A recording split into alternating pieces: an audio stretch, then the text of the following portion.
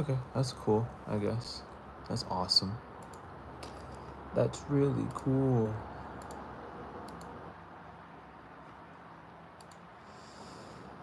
All right.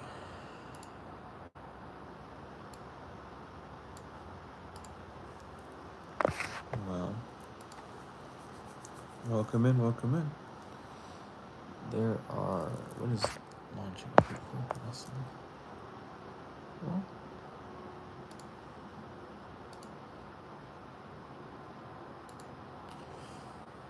if everything could launch real quick, that'd be really cool.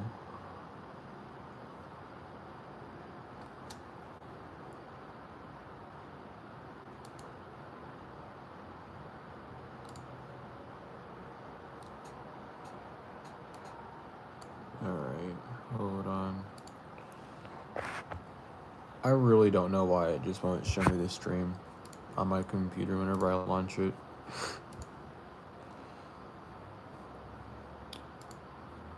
Alright.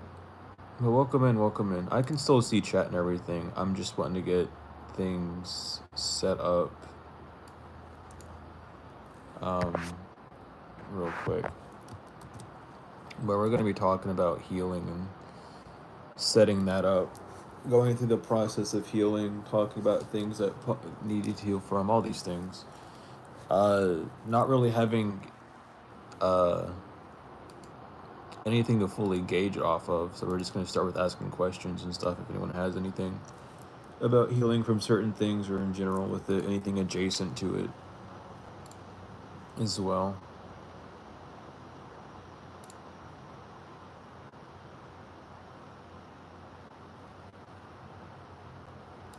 There we go. Everything's just running a little slow today is all. Just a teensy bit, not too much. Just a little bit.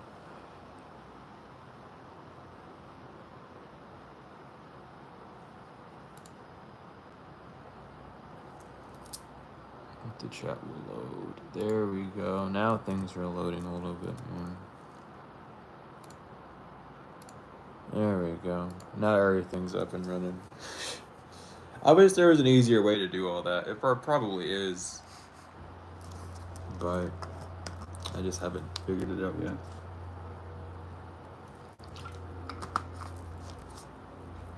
But yeah, we're in.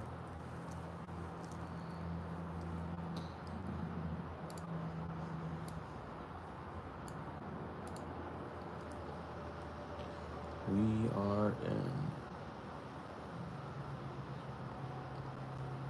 So what's going on with everyone? How's everyone's day been? How's everything been going for everyone? How has the flow been?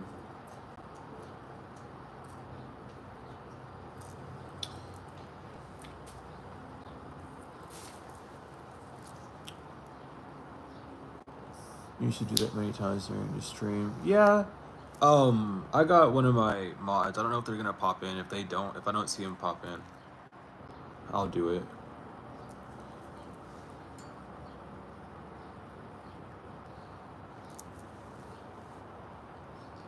It would be really cool if YouTube fixed their notification system so that people would get alert whenever I go live and stuff and post videos, because I keep getting comments and emails about things not working.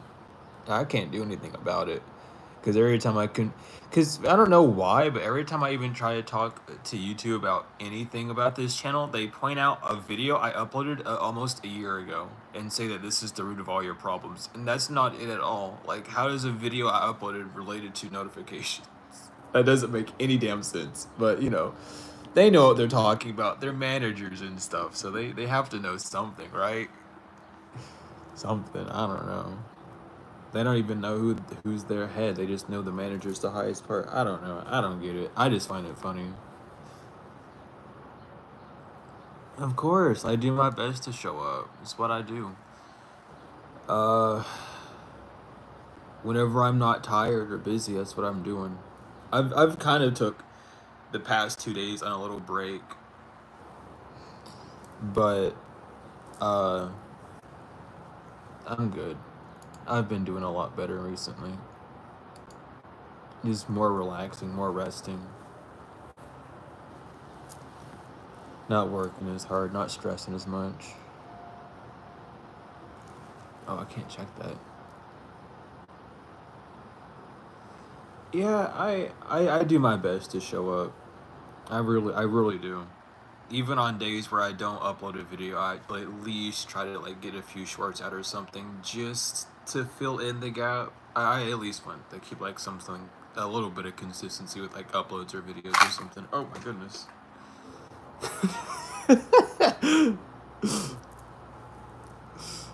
I don't know why I got scared about that. My bottle fell over. But yeah. It's just one of those days today.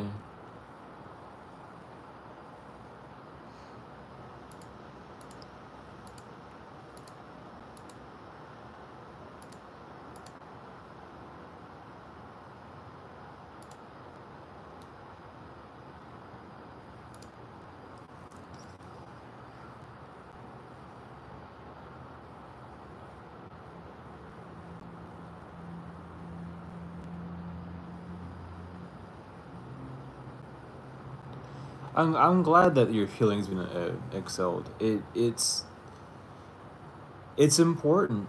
I mean, I don't know. It like I'm glad that I can be like a emotion for people like that. Um, it you know, healing from things is not an easy thing, and a lot of people want to just say that they're healers without really guiding people to heal. They just say give it to God. Well, God's within. So how like you're just giving it to the internal part of you, and if you don't work with it, it just kind of stays there. So I try my best to pick up stuff that other people aren't doing, and you know it's not necessarily, well, it could be their fault, could be doing it on purpose. I don't know. I'm not gonna put blame on anyone like that. It's not my position to. I'm just I'm just doing what I see a lack in. You know what I mean? So that there's no lack. I can't. Then at that point, I can't say that there is because at least someone's doing it. But it's a journey. You gotta be guided through it. It's not just something. I mean, you can do it on your own for sure, but it's not easy. I'll tell you that right now from a perspective. It's not easy at all. You gotta have someone to guide. It's like with life, you have to have a mentor. You have to have someone that knows stuff that you don't know, so that you can add on to yourself. You can add on to different spectrums of yourself, and like evolve in that sense. That's like that's a really important part about the healing journey. You know, it's not just having a title. You gotta know how to do it. It's like being a doctor. You can say you're a doctor, but do you know how to do things that doctors know how to do? You know, are you able to like give prescriptions and stuff and write out papers and whatever else doctors do? I don't know what all doctors do. You know what I mean?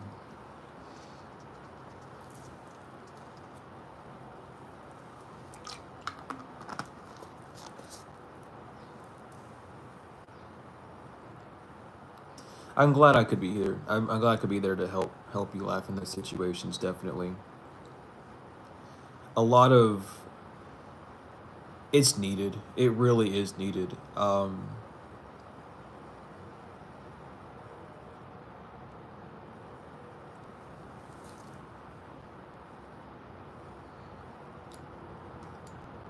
But that's what's, you know, it's important to be able to laugh at those things. It's kind of hard to laugh at those things. You know, at the end of the day, no matter what it is, it's hard to be in those like tense situations and have something to laugh at or have something to allow you to feel that comfort.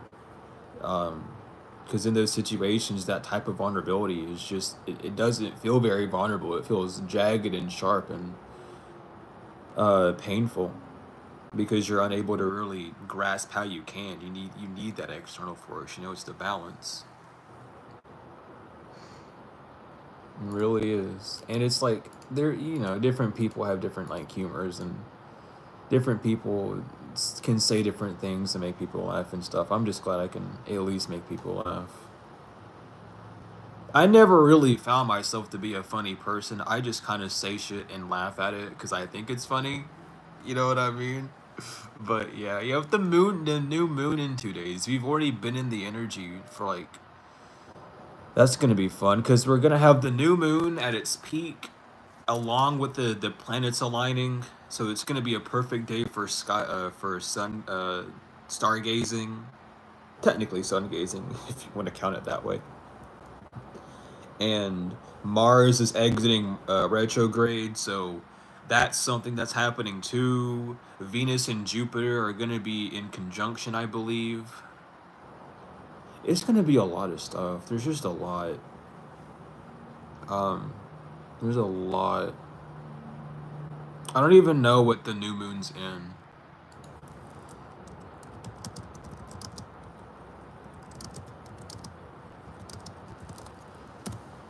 I'll figure that out real quick.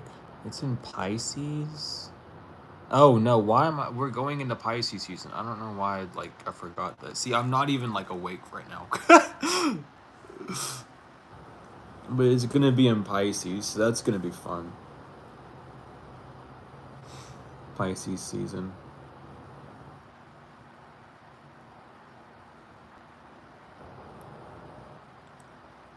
I mean, you can. I mean, I guess we're going to Mars. I don't really. I don't. Just because someone says we're going to it doesn't mean it's gonna happen. You know. The weatherman says it's gonna rain every other day, and does it usually rain? Not really. It depends. You know. If you want to put all that trust in a man, go for it. But you know, that's on you and not me.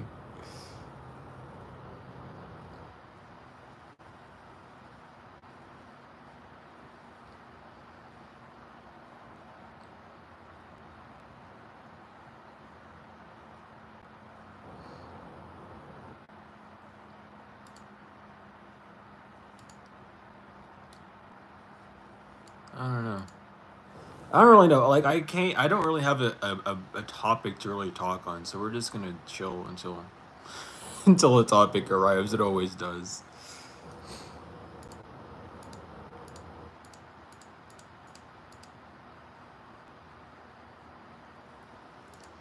I need to. Oh yeah, I got my very first purchase on the website. So the website purchases work, which is really awesome. I am glad to know that they work. Now I can just not have to really focus on anything with the site, but I can edit it more if I want to. But yeah, it's not. I mean, it's going a lot better than I thought it was. The site is, at least. Where is it? No, I didn't want. I don't want to do that. I wanted to do this. I hit the wrong button. Now, guys, all over. There we go.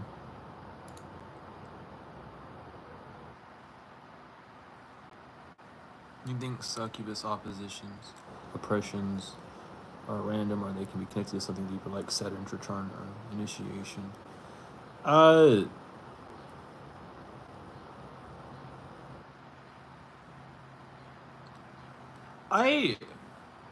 well, really, the only way to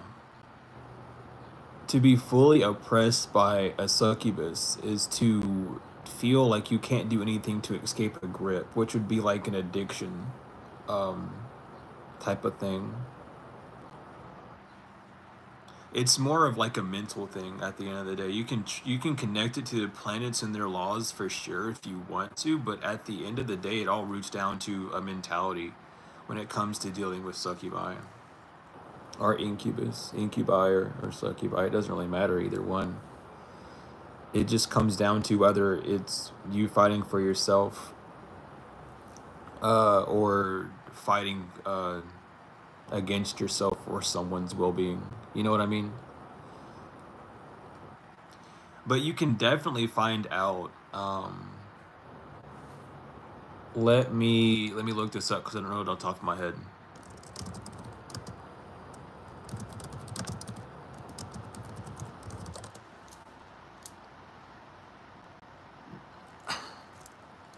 I should have been more specific. Hold on.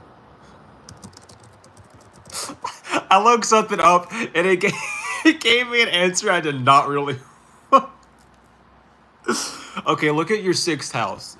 Your sixth house will tell you a lot about addictions, about like succubi incubus type things. You can also look at your eighth house and 12th house as well, because they're all gonna. Those houses are associated heavy with like your health, your relationships, addictions, things of that nature. So looking at your astrology chart with those houses and see what planets are there could really help you figure out how to bust those types of addictions, how to remove yourself from feeding into bad habits, and as well as looking at your south node as well, figuring out your south node and looking at that. Um,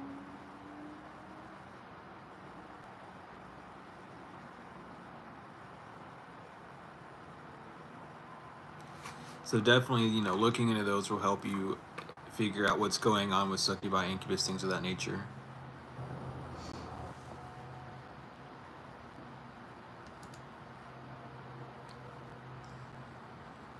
I don't know. I literally just it wasn't crossing my mind. I just looked up what house is for relates to addictions, and it was just giving me like sober living houses, and I was like, that's on me. Like I just did not. I forgot one word, and that's on me.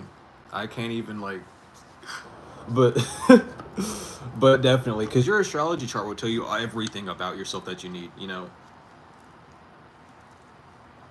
Whether you're using the westernized version or the original version, whatever version you're using, it will definitely tell you what's going on within that range, as well as with your south node. It can relate a lot to your safety zones, to your habits, and to things that you will end up lying or projecting outside of yourself as well. Um, Sometimes, like for instance, sometimes when people have an Aquarius south node, they'll project out that they aren't as creative or aren't being seen for their creative abilities due to their south node being in Aquarius, and Aquarius being the adventure, the one that's always moving and choosing new things. It can kind of be projected out as no one's seeing or acknowledging them because they're not receiving some form of grandeur, you know, reward.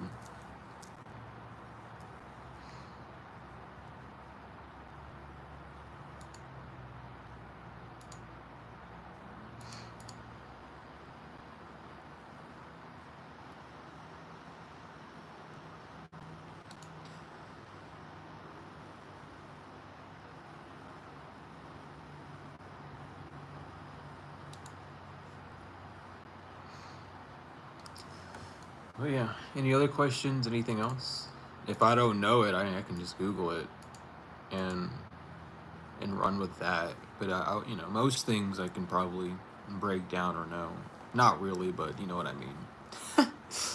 With the topics that I talk about, if anything else, I'll do my best to help. If I don't know, I just don't know. I'm pretty transparent with that too. I've given a lot of just I don't know statements.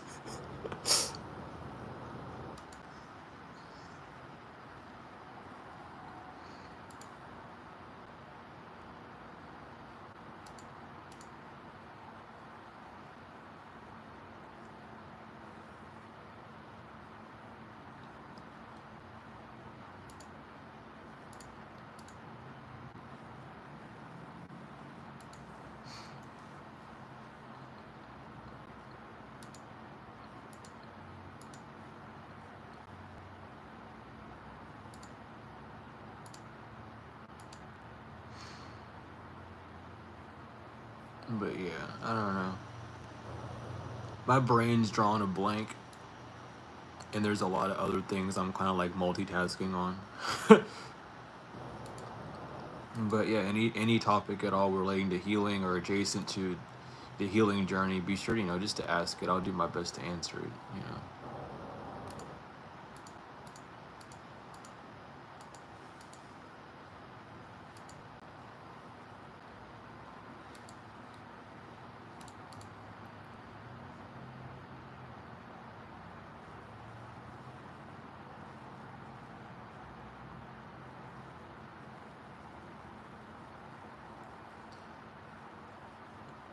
you're blank too. It's just one of those days. It's just a blank day. I kept getting the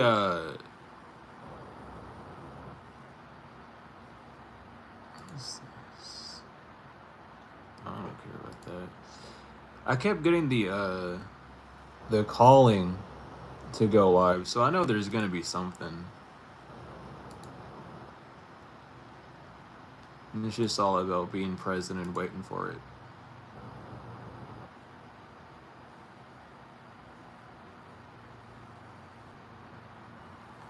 You might just need to stay off the electronics for a while. You know, with Mars going in direct, there's not really a need to be and it's not that, you know, going on social media is always a distraction, but sometimes it can be used as a distraction tool. For sure. So just being aware of that, not really focusing less on like entertainment and focusing more on what you're desiring to do, since there's going to be less of a struggle to do those things. Have I looked at the Schumann charts today? I have not seen anything about the Schumann charts. I keep up to date with them. I don't really talk about it too much, but I do keep up to date with them.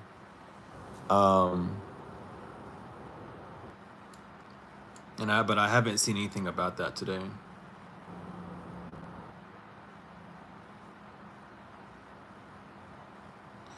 Yeah, you might just not need to be on, you know, going to sites like that. They definitely are entities that are alive. You know, they have a form of sentience, no matter how much people say they don't. So just being aware of that, it could just be you know, trying to split away from those things, and the energy that you feel being pulled on you is just trying to keep you distracted on those things. Because even that happens a lot. Like I used to even just mindlessly scroll on Instagram all the time, and like doing that becomes like exhausting and draining. It's just like an internal battle between you knowing that you shouldn't be doing that and you trying to be creative, staying in that creative mindset, and like the egregore is what it really is of, you know, social media drains you a lot.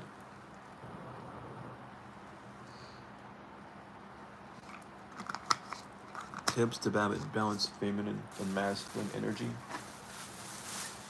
The best tip to balance the feminine and masculine energy is to understand that the action of nurturing yourself requires both the feminine and masculine energies.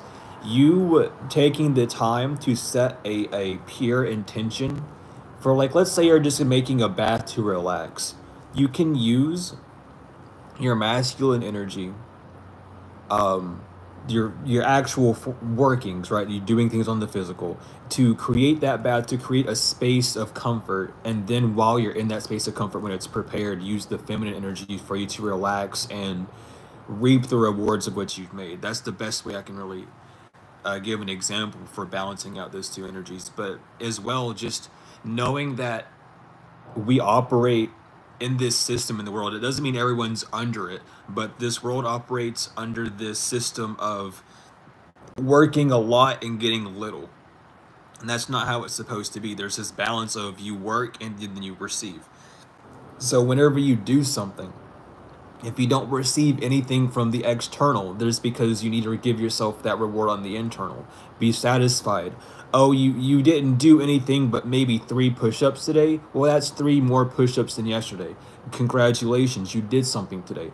Give yourself that nourishment. It might not feel right. It might not feel necessary or rewardable, because you feel like you've not done a lot. But the fact that you've done something is a lot more than you've done yesterday. As you do something different every day, there's a new change within your energy every day. So no matter how big or small you're doing something, you did something, you know what I mean? And allowing the energy to stay that way, to stay pure in that sense, is going to really help you with that. Because again, it's going to take both a masculine and feminine energy. It's not that it's hard to describe, but they're so closely related to each other that when you're doing one, you're really almost doing the other, especially if you're walking on intuition, if you're just moving intuitively, that's you taking the nourishment and moving with it. So you're literally using both of them that quick. It's about being able to slow down your internal process and realize and actualize what you're actually doing. Like, oh, you get the thought, let me just, go to the store. Well, to nurture yourself would just to go to the store, and that requires that moving force. And then when you get to the store, you get what you need, you come back, and then you're able to just relax. That's no longer on your mind, it's no longer taking space up in your energy, doing that. So just remembering that these the masculine and feminine energies are really close. The feminine and masculine energies are really close together, because one requires the other just to be seen, in that sense. So just being aware of that, slowing down within your day to day, and really just admiring what you've done, despite what it is. Because we tend to do that for other people's works, but not for our own. You know what I mean? So just taking that time out of the day just to reward yourself in that manner. That's the best way to do it. And again, even if you don't receive anything on the physical, do you feel happy about what you've done? Do you really enjoy what you've done? Were you working on something that brings you joy? Were you just relaxing? What were you doing? What gave you where just spend your energy? And doing that will help you overall, like, begin to get into a more feminine energy, because the feminine energy, it's always happening, it's just invisible. You're always getting that nourishment, you're just not actualizing it. You're not really putting action forth with it and moving with it. You're just kind of like, yeah, I did that, but I could do more. And you're using that masculine energy that's getting that nourishment in a distorted way to make you feel less than, because you know that you could do more. But it's the fact that you didn't do more, and you needed that rest in the first place, which is where you're getting that nourishment from. Always give yourself a pat on the back, no matter what you're doing. That's like the greatest thing that you need to remember when working with the elements of the emotions, the feelings, however you wish to label them, right? Of course, no problem. And as well, giving yourself permission to rest, giving yourself permission to um, allow the feminine energy to come through, because sometimes you block yourself from even feeling nurtured because you just aren't um you don't feel like you deserve it. You're not allowing yourself to, like, you're literally putting up a blockage. No, I can't do anything until I get this, or I don't deserve any reward until I finish this project. But the fact that you're continuously working on it is showing that you're giving that project nourishment. And in like in reverse, you should be giving yourself nourishment as you're working on it. You should be nourishing yourself by being like, I'm not having gave up on this project, I'm still working on these things. Like, uh for the longest time of me trying to get trying to find a place for like a website to work, and like trying different things and stuff, even though the other things weren't working, I was still like, I'm putting effort into the plan, so at least I'm doing something that's getting me closer and closer to the end goal that I'm wanting. So I'm not going to just be like, well, these plans aren't working, everything's ass. It's not working because I'm not on the right area, I'm not doing in the right thing. So it's very important to move forward with that.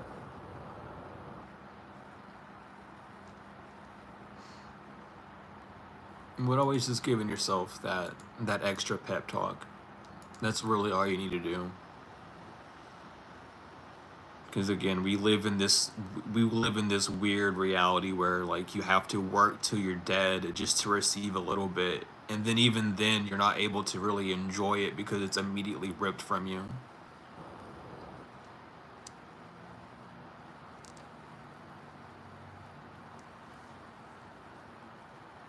You're the one that has to lift if for spiritual attacks. You're the one that has to lift it. You're the only one that can fully do things within your life. There is a force. There is the funding. All God really does for people is give you the funding. That's all that happens. The divine is only giving you that funding to nurture yourself, to relieve yourself of these thought patterns, of these matrices that you've subscribed to, making you feel like you're under attack, giving you the fuel to see what's truly happening rather than seeing an illusion of what's happening, the illusion being what's happening externally, what's really happening, what's happening internally. And it's just people are misusing that funding. People are misusing that energy that they're receiving. They're spending their currency on things and worrying about what someone's doing to them, quote unquote, rather than what they're doing to themselves, which is feeding into someone else that they're wanting to get rid of. It's a double-edged sword for these individuals that are stuck in that cycle, because they don't really understand that if they were to truly focus on themselves and not on someone else, and not blame or scapegoat another individual, there would be no way for you to feel a certain way about anyone. There would be no way for you to think and spin that way.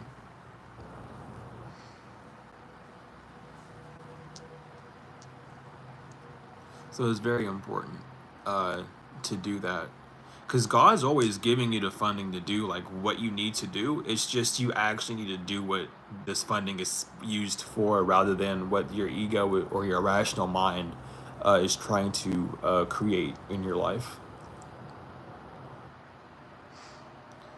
When you have a clean energy field, is the powerful protection? Yeah.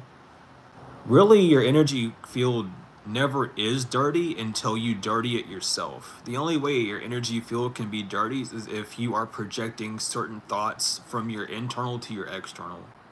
Because all that energy that's coming from you inside your energy field is coming from within you. So if you're having a clean energy, having clear thoughts, having clear motives, doing things down your path that you need to do and that you desire to do, things are going to be fine within your energy field. But whenever you start letting these smaller thoughts of, oh, this and that, this isn't going to work, that's not going to work, they're doing this, they're doing that, all these other things, that's when your energy field can become dirty, and that's what makes it hard. Having a 100% clean energy field is not necessarily possible with how the world is ran at this time. It's as clean as you can be, and you're perfectly imperfect. So there's going to be few smudges on inside of your energy field at all times that isn't there to hurt or destroy you, but it's there to build more resistance around you, so that you can have more character, so that you can have more wisdom when it comes to your soul's evolution.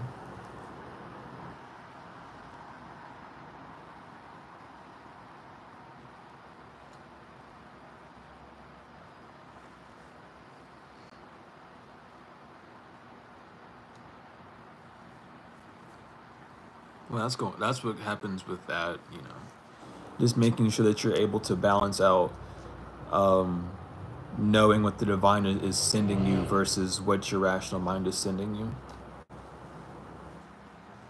Not stopping either force, just allowing them to exist and understanding what they're doing.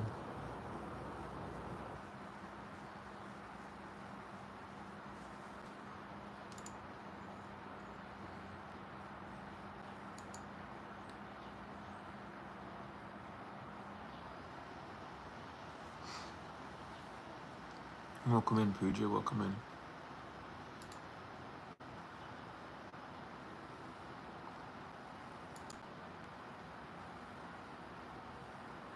I hope I'm saying your name right as well. I've never like asked until now, but I hope I'm saying it right. I believe I am. I could be wrong. I'm doing well. Still tired. A little stressed. Not gonna lie, a little stressed. But other than that, we're doing well. I can't really complain.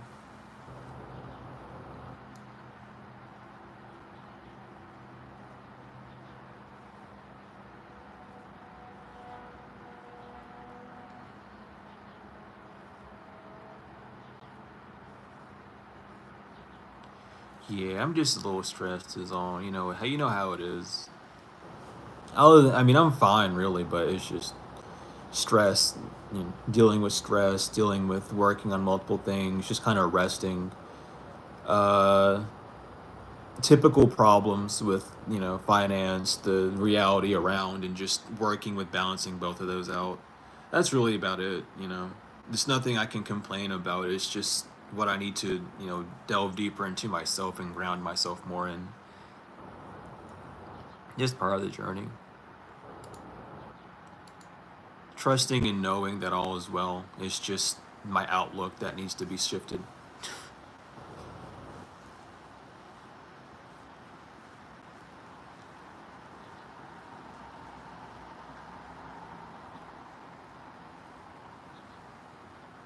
And to answer your question, I do not have a good singing voice at all.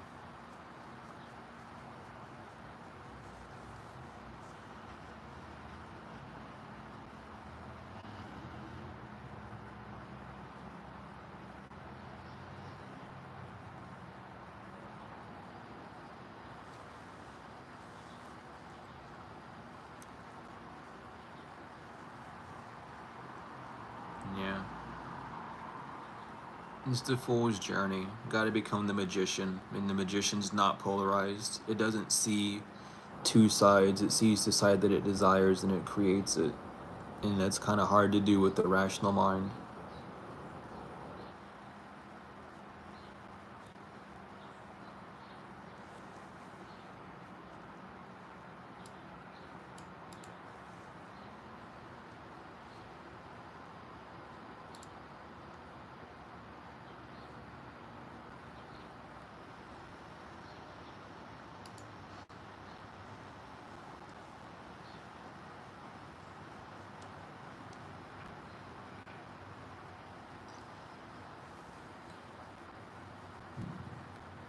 I'm like clanking two like gems together. It's opal and I forgot what the other one is. That's if you see me with my hands moving, I'm literally just like keeping my brain somewhat active. So I don't like just doze off. Cause I've just been tired. The planets aligning and all that stuff that's happening, I'm just tired. But I'm showing up. I got work to do. I got called in.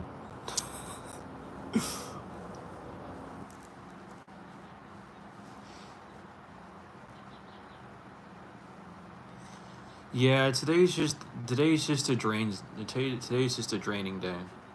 Today is really just a draining day. Welcome in, Mark.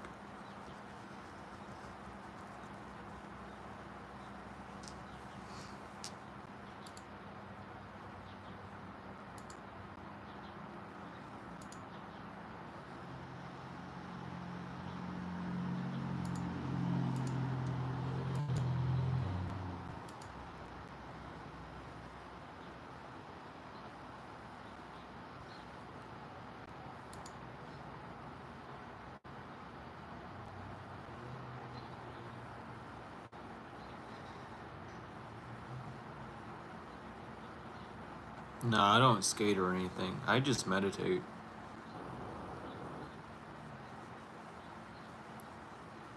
I just meditate. What I need to do is get a massage, but I do not. Well, I can't get a massage. I can, but no funds to get a massage with at this time. So other than that, you know, I just kind of meditate, relax, take baths, you know, do that sort of thing.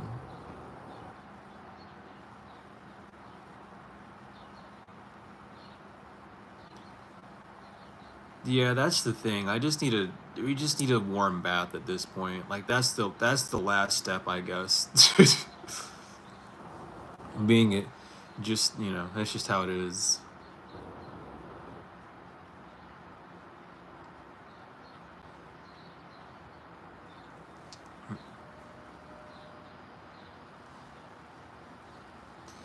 Yeah. I want a bubble. I miss my bubble baths, but you know, it's whatever. That's how my mood's been. It's like, oh, I want this. Well, I don't have it just yet, so it's whatever. You know, when it happens, it will happen. But until then, I'm just not gonna pressure it.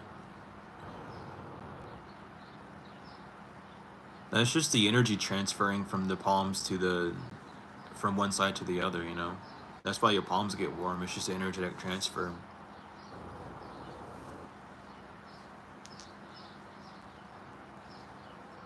It's the same thing as like when you rub your hands together, how they get warm. It's the same thing, but it comes from internal instead of an external action.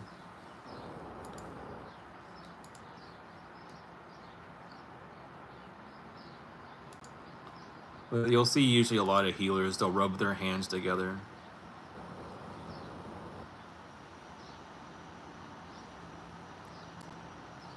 No, I mean, there's like a massage parlor nearby. I just don't have the money for it. Like, that's the only thing. Like, I know that I can, but I can't at this point in time where I'm at. Because I mean, I have the solutions around me. It's more of just uh, waiting for the actual time.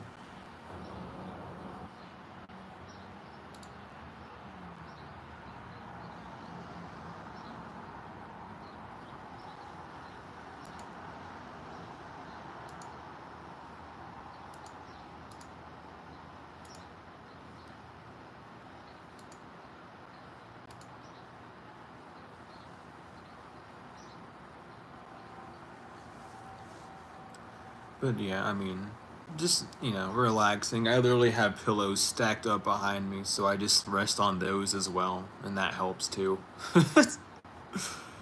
I make sure, that there's multiple things I can have around me to help with it. I just have been really tired recently. It's the planetary alignments, it's the tasks that have been finally getting completed, finally being completed, it's Mars finally going direct. It's all sorts of stuff. Yeah, definitely taking a warm walk will help too. Going outside and taking a warm walk would help.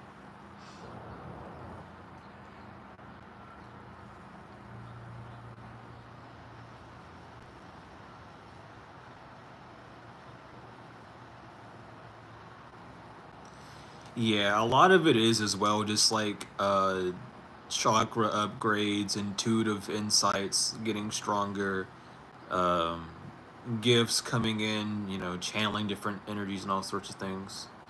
All stuff is, all that stuff.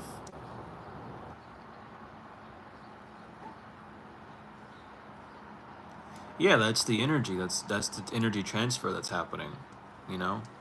You don't need to physically touch anything to transfer anything anywhere. You know what I mean? Like, I'm not touching your ears, but you're still hearing my voice. And what's happening is the vibrations from my voice are going into my phone and exiting whatever speaker you're using and hitting your ears from a vibrational standpoint. That's all that was going on with the transmutation of energy from her hands to your forehead.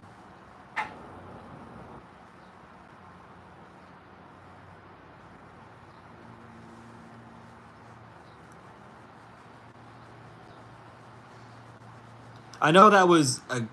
I know that that response I gave could have been taken as like an asshole type of response, but I didn't know how else to, describe it other than making it really obvious like that. And that's really just how I like teach. I like making things obvious by using examples that are happening in like current time. It's easier to compare to. At least for me and people that learn like me, it's easier to like digest like that.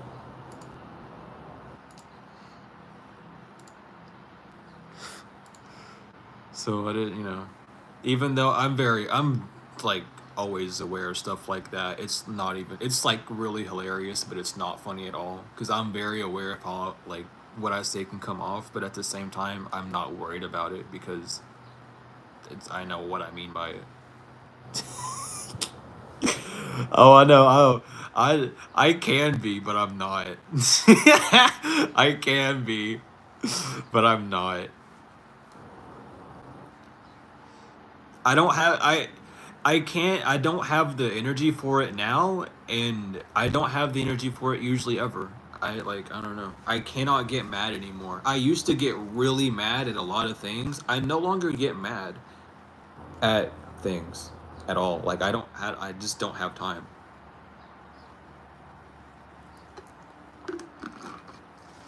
I don't get it. I mean, I know what's going on with it for sure, but I it's not worth my time to get mad anymore. It's not worth my time to get in any form of like emotional state, unless I can laugh at it, then it's worth my time a little bit. But at this, you know what I mean? And it's just the evolution, the growth, the journey. And I'm also just really tired. Yeah, I don't argue with people. I just talk. Like, if someone wants to say that I'm arguing, they can go for that. That's their ballpark. But I just talk to people. I do not have time to argue. I, it's, I don't have time to argue. I don't have time to debate. Let's just exchange ideas and keep it at a mature level.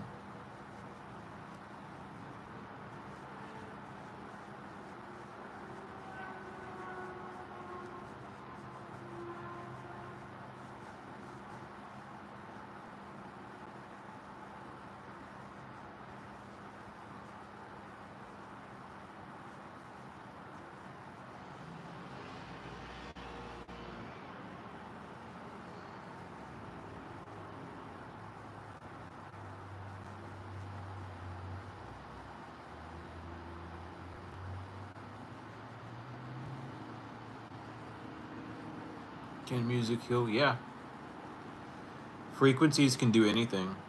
Honestly, this whole world is based off of vibrations, and vibrations that, when they are audible, are just frequencies. Cymatics. If you want to get something to study on, cymatics, but everything has its own frequency. Like, your whole body vibrates at a different resonance, all sorts of stuff. Music can heal for sure.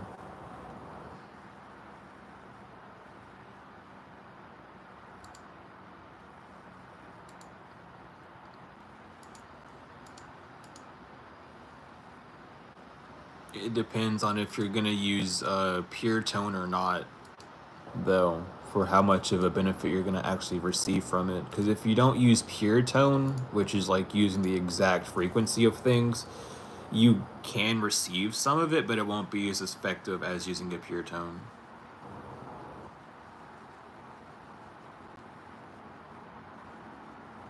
Take care, Cherokee. Be safe. Can you get a reading off of me? Yeah, you can. Um, you can either, here, I'll just post it here again. I guess it's time to. You can either go to my website or email me. If you go to the website, you can book it there and I'll get you there. But if you email me, I can just send you the information there. Um, but you can click on the either you email me or go on the.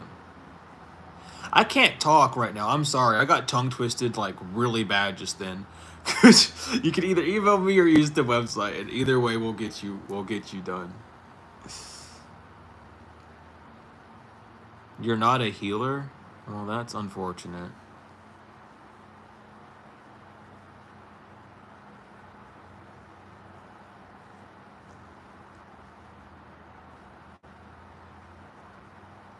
Any favorite frequency? Not really.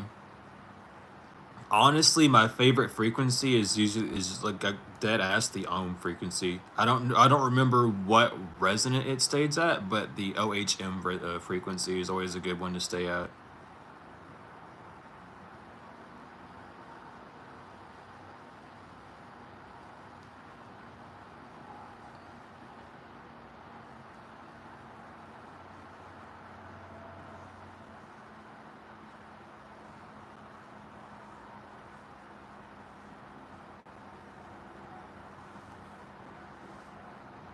But I appreciate that echoed. I really do.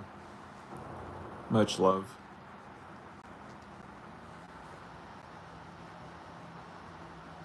Uh, I guess another good frequency would be the 369 hertz. That's usually a good one. It all really depends. I don't know. Whenever I get asked like favorite frequency, I break it down too much, and it's like what frequency like am I needing at this time, and that would be like a favorite frequency. You know what I mean? It's like asking me my favorite color. My favorite color is iridescent. I don't really have like a strict color that I like. I like the amalgamation of multiple things. I don't know. That's just what I do.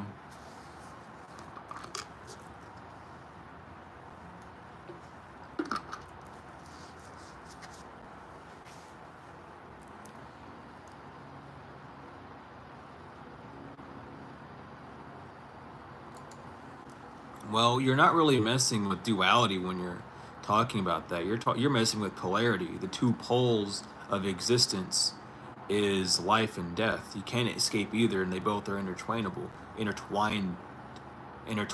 Awesome. Intertwined. Excuse me.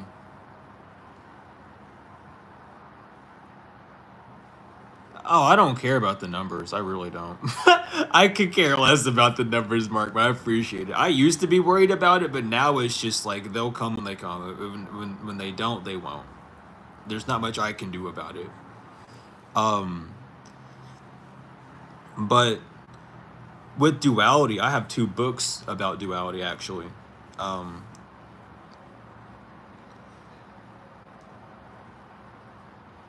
but the weighing of the heart is also a constant ceremony that people go under. That's the weighing of your moral compass all the way through life, because not only are you judged in death, but you're judged all the way through. You're always judged through life as well.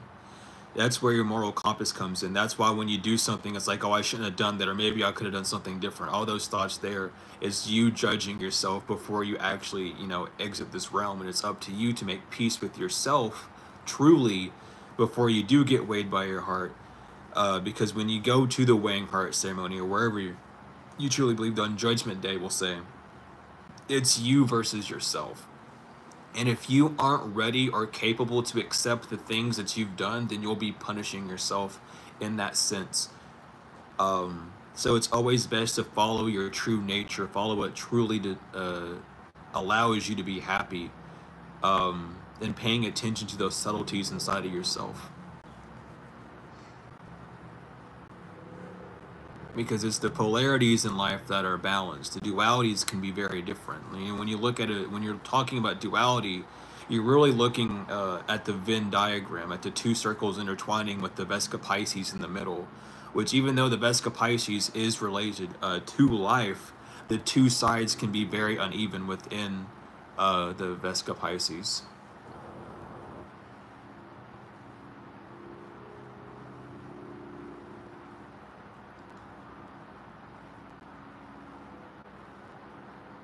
So being aware of that as well.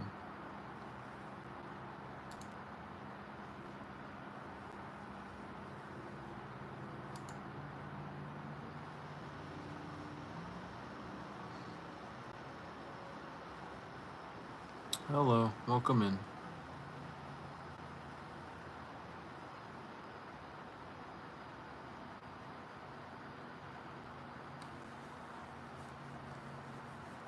Mm-hmm.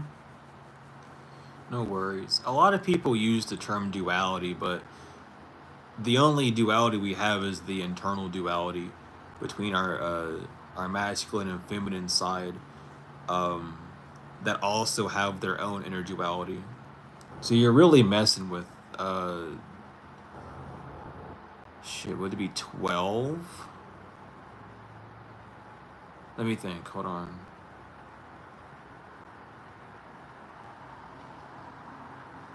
10, either 10 or 14 dual forces that are internal that can also be externalized. But it depends on what polarity they're on. It gets confusing breaking it down a little bit, but each part of you, your rational self, your intuitive self, and your observer self have two dual points. Being able to see the external, seeing the internal, and it's based on your polarity, or whether you're in an upright or reverse status, whether you're allowing the forces that are in the middle of your duality, in the Vesica Pisces of it, control things in a way that is supporting you, or give you things that are draining and taking away from you. Why are you scared to talk? I know that came out blunt a little bit, but why are you afraid to talk? Don't be afraid to talk. We're all here to talk. Is it possible to levitate? Yeah. Frequency. Frequencies you can levitate. You can raise your frequency within your vessel. You can, you know, that's with messing with your chi, and that's doing,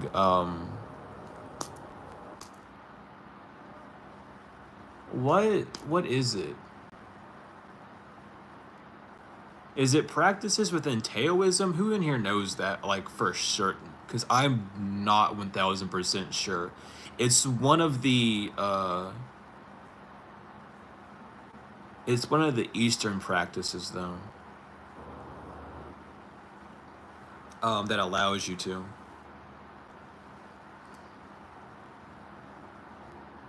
It's not Western, because Westernized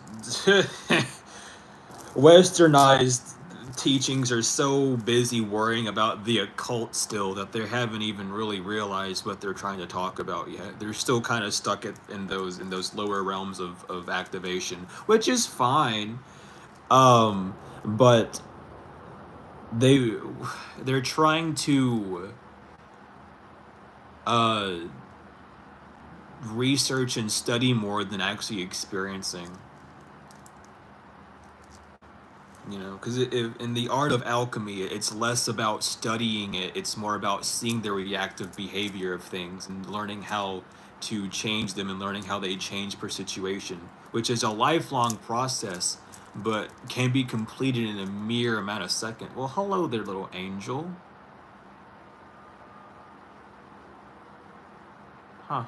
Sorry. Well, not really. Oh, cool. An angel just flew by. That was really cool. A random white feather came out of nowhere from the left, and there's nothing from the left side. That the window's over here, so it just came in. So welcome, and it landed on the bed. So whoever, it's probably Michael or someone. I don't really know. I haven't dived in and tapped in because I'm tired right now. But they popped in, so they here.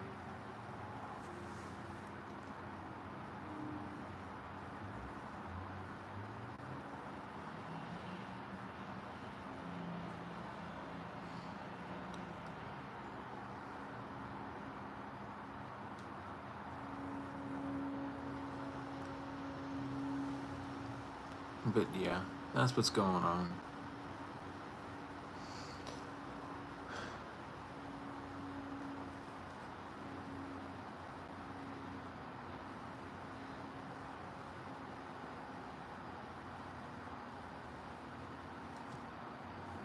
I always like to stop and give the occurrence attention whenever things like that happen. I don't care if I'm talking about something important or not. If the divine does something in that sort of way, I'll stop completely and pay attention to it. It's just, I don't know. That's kind of how it's always been for me. Even as like a child, when I would get things, I would like stop and I would just ignore everything that I was doing because there's something happening. There's some form of attention that needs to be given. And where energy goes, where attention flows. Well, energy flows where attention goes, whatever, same difference. And as long as I can pay attention to it, I'll receive something from it. I might not know it immediately, but it's in the vessel, it's in the noggin somewhere, and it'll pop out when needed. But I do feel a lot less tired now, so that's also good.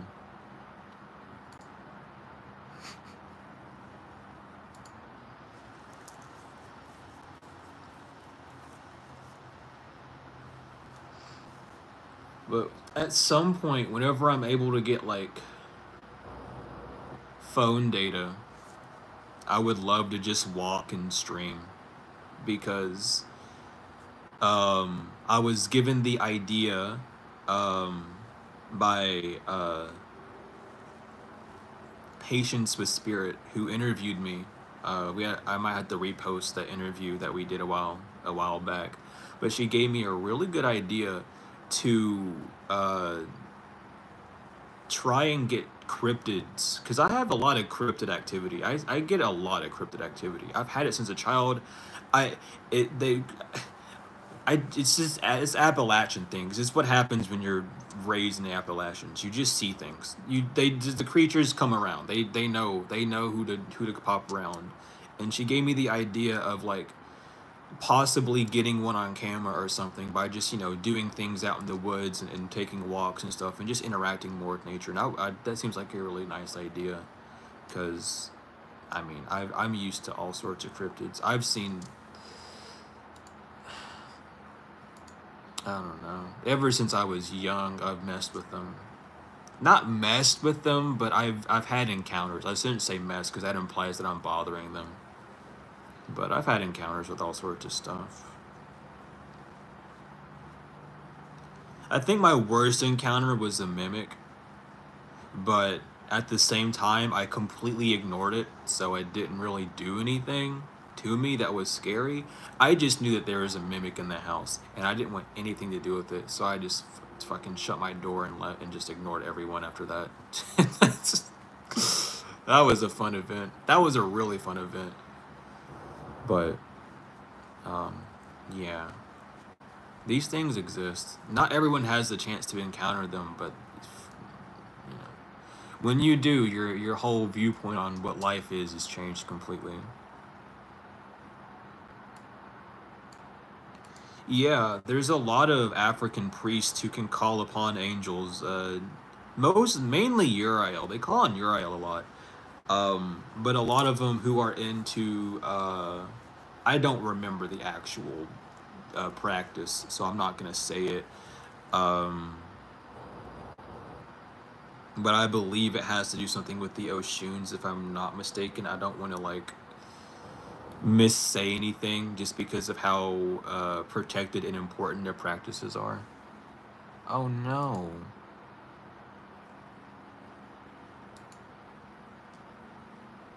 No, no, not with chi.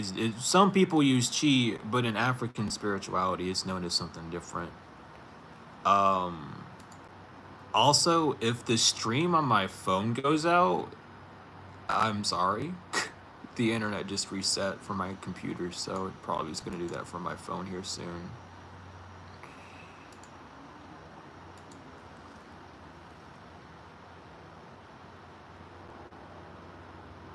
Yeah, that's I.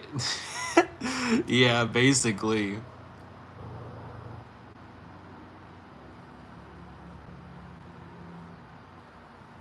Cloud beings are cool. Cloud beings are cool. I haven't had many encounters with them, but I've seen dragons within the clouds before. Um, I've seen certain different angels within the clouds. It's very interesting to see and to experience.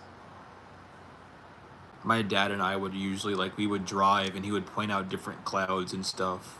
I don't know if we never talked about anything like this, so I don't even know if he could or not. But we would always talk about seeing things in the clouds and stuff. I don't know if he was just trying to keep my imagination fresh or what, but I would see things that he would not be seeing at all.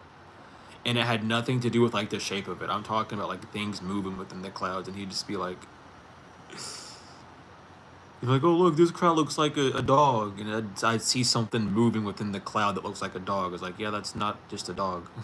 There's something else in there that's not just a dog." Yeah, cloud scrying. That's what I like. I like cloud scrying. Geomancy's fun.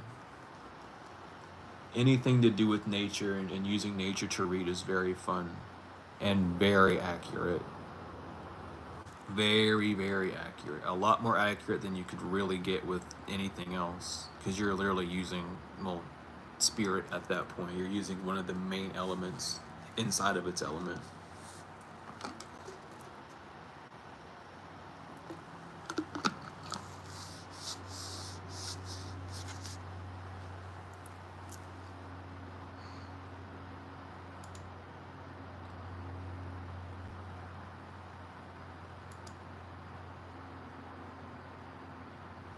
Hey, welcome in, welcome in.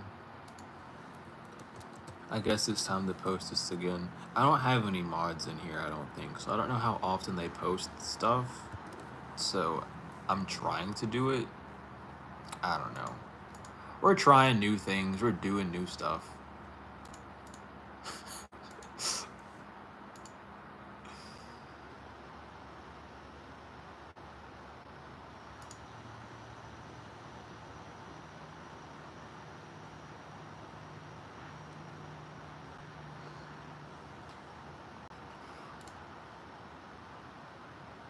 Uh-oh.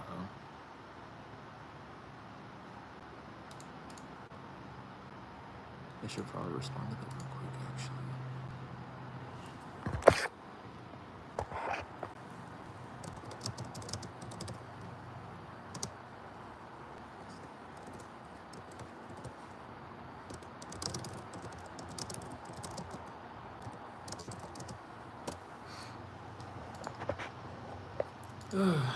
Not much is up.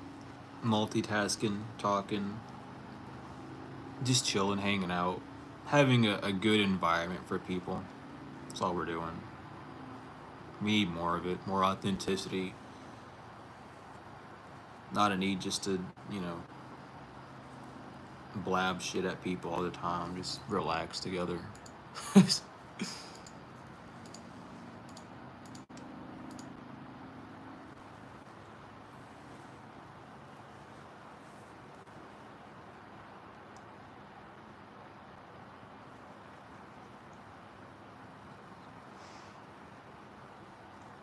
Mm-hmm. It's like, I don't know. I like having a community, and it, you know, doing live readings is fun, doing live teachings is fun, but I also just want to have like these little casual like breaks where we're just here chilling and talking. Cuz it's like you get so much information in a day, not only just from like other people but from your own observations in life. Like looking at your phone and seeing all the pixels and stuff is a lot of information to process on the body. So just having places where it's just relaxing and not much is going on is good. And at some point, um I'll probably have some like meditation music playing in the background, but that's gonna take things that I have to plan out. But that is something that I want to do at some point, just to keep it, you know, non-silent and, you know, copyright free, of course. Because, you know, I'll probably just make something up within like I don't know. I'll just ask for advice from my guides and be like, what should I make it? How should I make this? That's usually what happens. But we're just relaxing, enjoying it.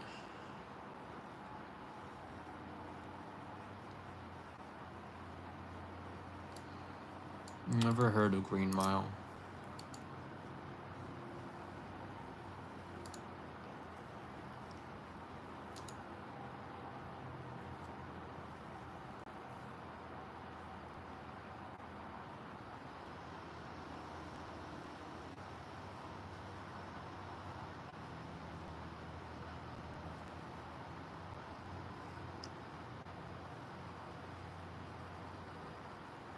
Oh, word.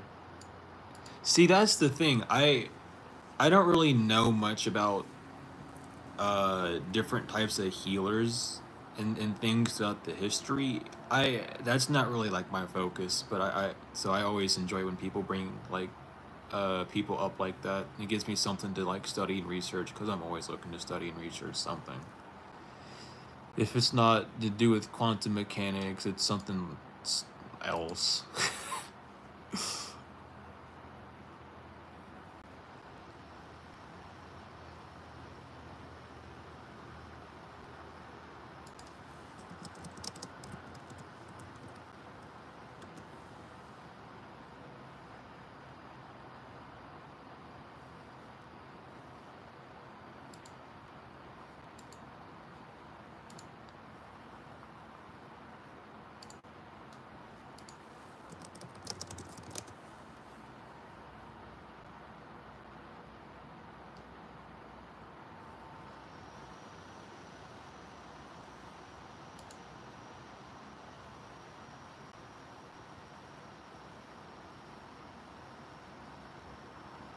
Do I believe in astrology?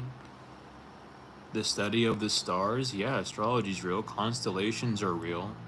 It's a thing. I know that some people say that's astrology, but it's in the same category of things. Astrology is definitely a thing that is real.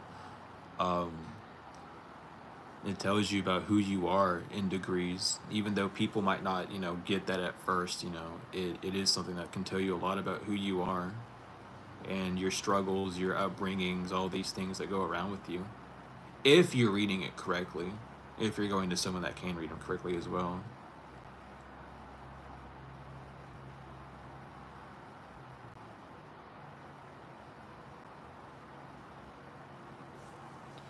I'll have to look them up and do some studying on them.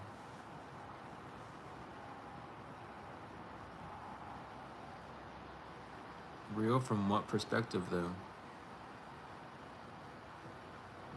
The perspective that doesn't worry about lies. I don't know how else to answer that. Honestly, I'm not gonna lie. I'm not trying to sound like a smart or anything. It's coming from just the perspective of actually knowing the art, and coming from someone that is a gypsy and studies the gypsy lifestyle, um, and continues to keep the gypsy style pure. Coming from that, it is a very real thing. You can literally read constellations, um, and figure it out, because back in the day when people were asking for someone to read their stars, they who gave a fuck about what zodiac sign you are? You'd go to a gypsy and they would read what constellations were in the sky when you were born and tell you a bunch of stuff that you wouldn't even figure out with modern day astrology, because that's just watered down.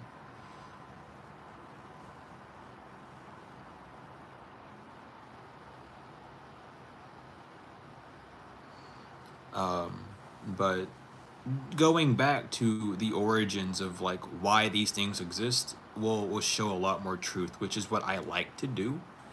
Uh, because the ancestors, the ancients, they had their way of life and they did things that we can't even do now. Like the Ark of the Covenant is so perfect that it's same dimensions internally and externally, and we have the best carpenter in the world saying that no one can do it. Like it'd just be like it's the what 1/1 millionth of a percent chance that someone could actually do that or something, right? It's because they weren't just men and women, they were goddesses and gods. They literally had the god awakened inside of them to do these things because of their way of life, the things that they knew, and the way of studying. And all we have to do is just go back to that.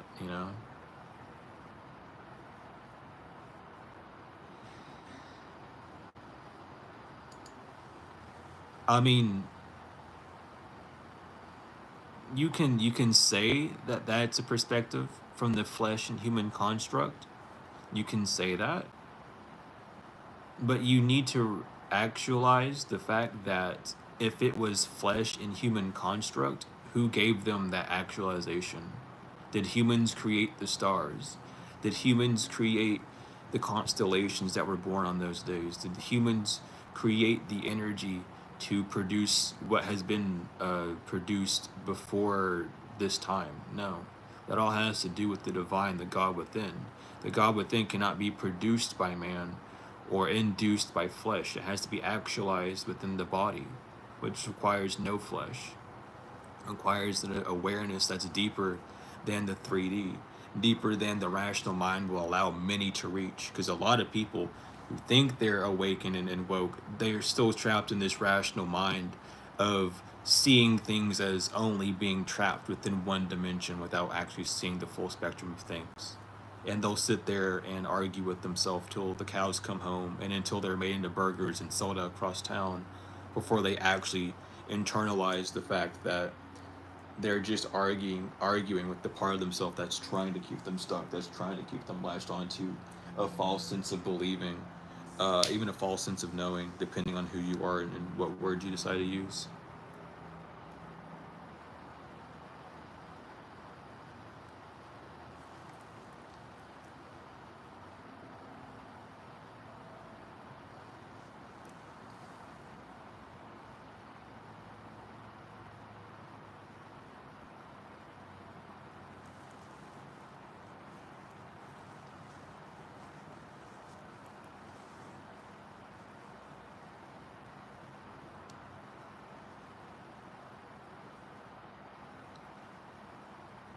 Yeah, no, I got you. No worries. I'm just tired. So if I sound irritated or like not interested, I'm actually just tired. So you're fine. I overstand. Like I'm not like you know what I mean? Like I get where you're coming from, so no worries. I enjoy talking about stuff like this, but I'm just my my energy is just low, so you're good. Don't worry about that. You're good. Especially when you don't have anyone to talk about that stuff. It's definitely um, it's nice to hear other people's perspectives because not many people think that way. So you know, no worries. But yeah, the idea of anything happening comes from mother, not from father. Father has to do with time and matter.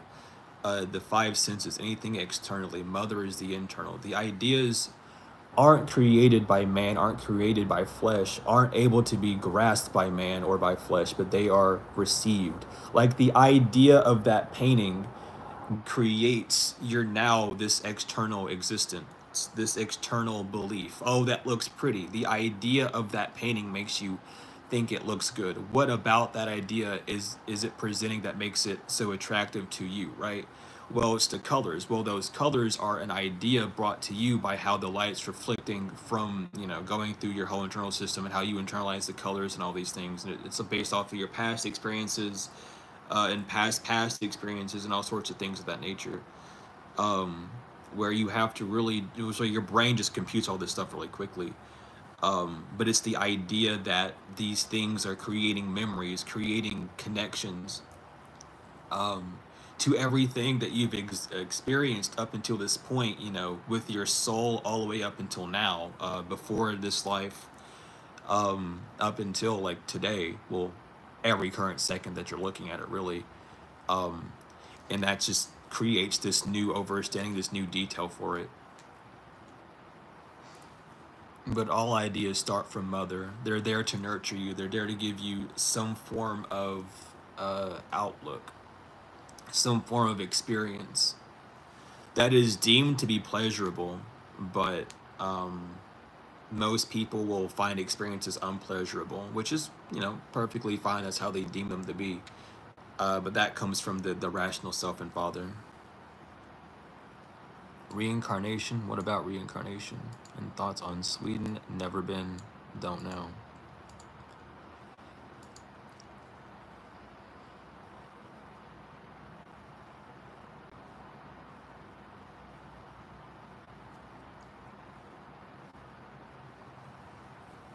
And I also will say, Art, I'm going to call you Art if that's cool. Not a lot of people talk about it because not a lot of people like to think about it. um, Not a lot of people know how to accept that there is an invisible force, other than saying that they're gonna give me all that I want, instead of actualizing that that invisible force has already given you everything that you want, and it's now up to you to use what you have. Yeah, quantum entanglement is fun to talk and watch about, but it's exhausting. If you are not ready for it, it will rip you to shreds. Um, what am I saying right now about reincarnation? No, what I'm talking about was is idea. That's just how ideas are formed. That's how we compute in day-to-day life. That's not really with reincarnation. Oh, you just came in. Word no. We were just talking about how ideas are actualized, and how the flesh doesn't have anything to really do with it. But yeah, quantum entanglement is exhausting. Quantum mechanics in general, um, can definitely be exhausting because at that point, that's when things begin to get very spiritual. Um, it's when you're dealing with anything quantum, you're dealing with almost spiritual practices and spiritual systems in that sense. It is breaking it down to the invisible. It's breaking it down to the components that we can't even name or actualize due to no evidence found or no previous sort of investigation found.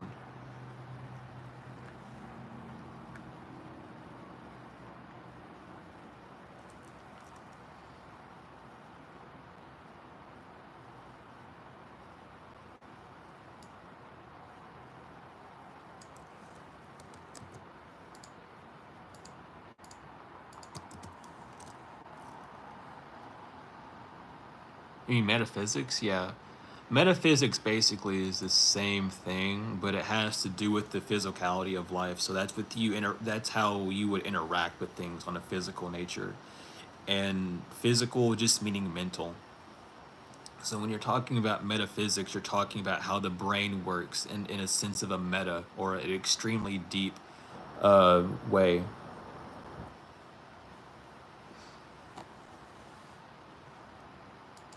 In a very, very deep way. Because it deals with philosophy and psychology, and it delves into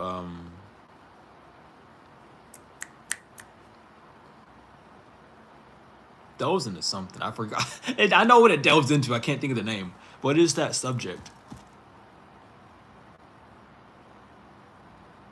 It's not science. It's not biology. It's not chemistry.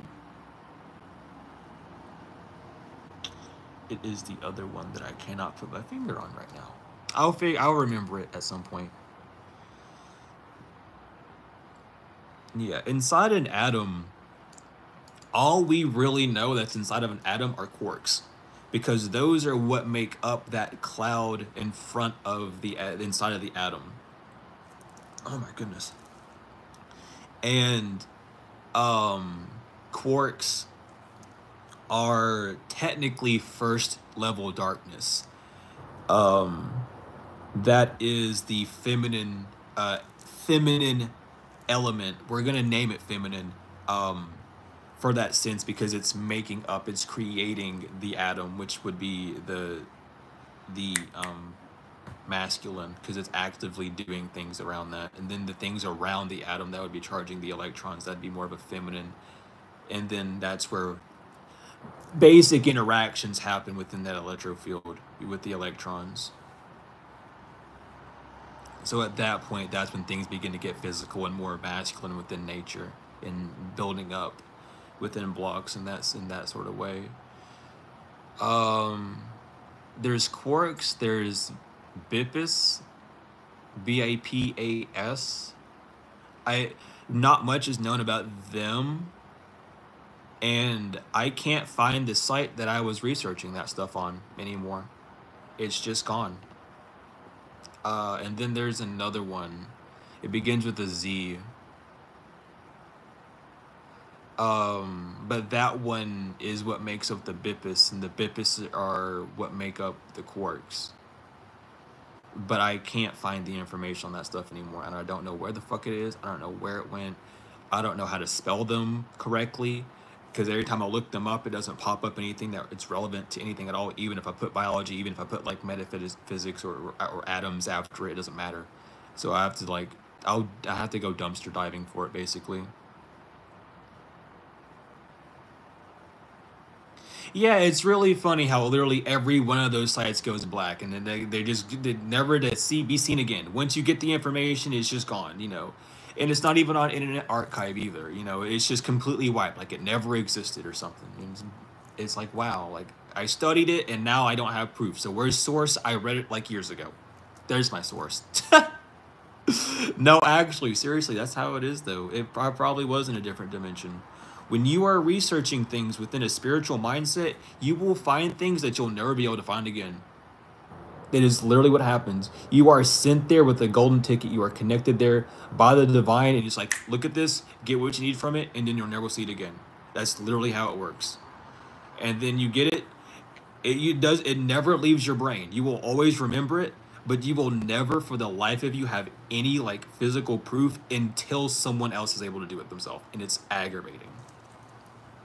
But at the same time, that's just how it is. That is the divine plan. That is how it is. Yeah, that's the thing. You go try and tell people, and all they have to go is, yeah, where's your proof? Give me your source. I would if I really could, I would. If I could just teleport you back to that time, I would. But unfortunately, I don't have access to that technology, so I can't. So we're gonna have to just sit here and deal with it for a minute.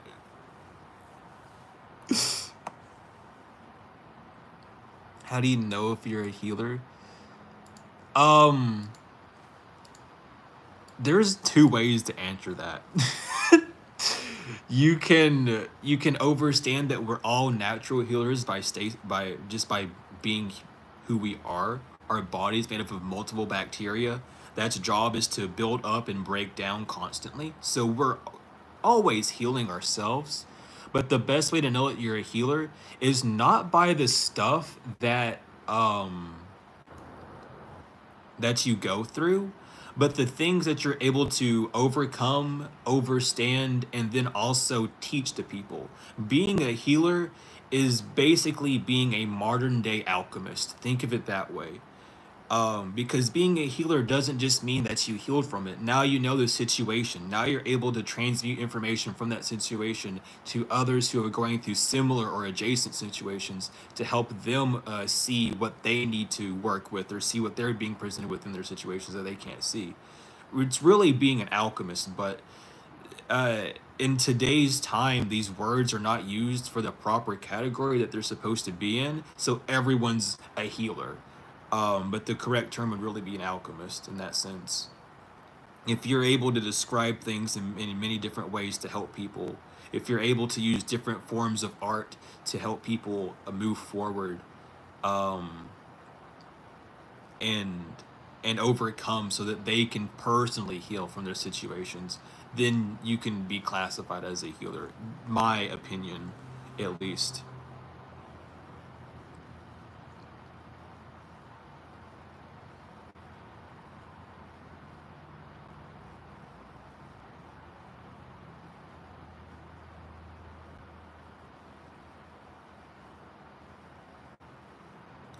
That's actually really cool, Daniel. That sucks that it's gone, but that's really fucking cool. That's like super cool. Cause me personally, I'm interested in all that stuff. I have PDFs on top of PDFs. I'm gonna probably upload all of them, to the the Discord and the file sharing thing.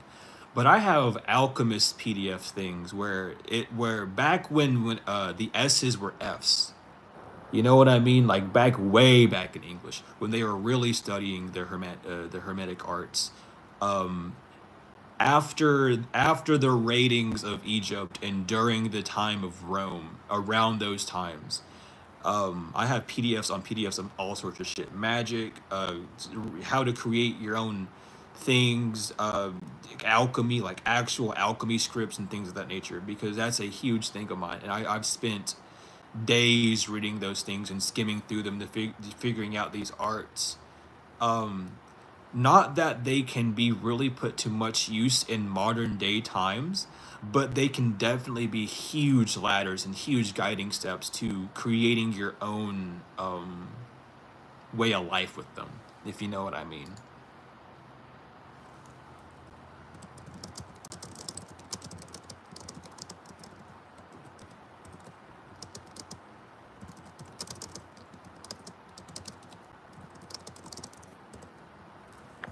Type it correctly.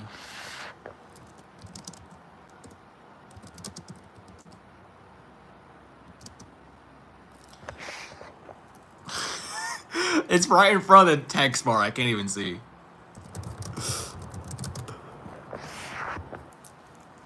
What a funny little reality I live in where I have to move my phone every 5 seconds.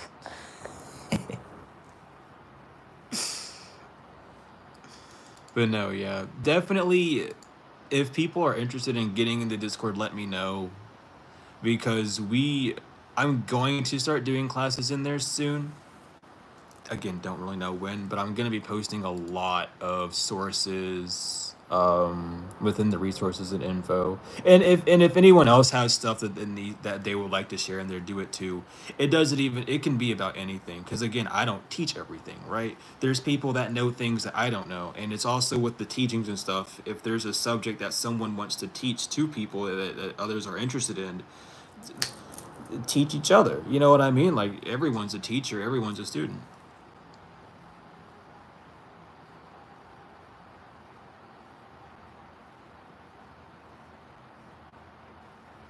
I feel that.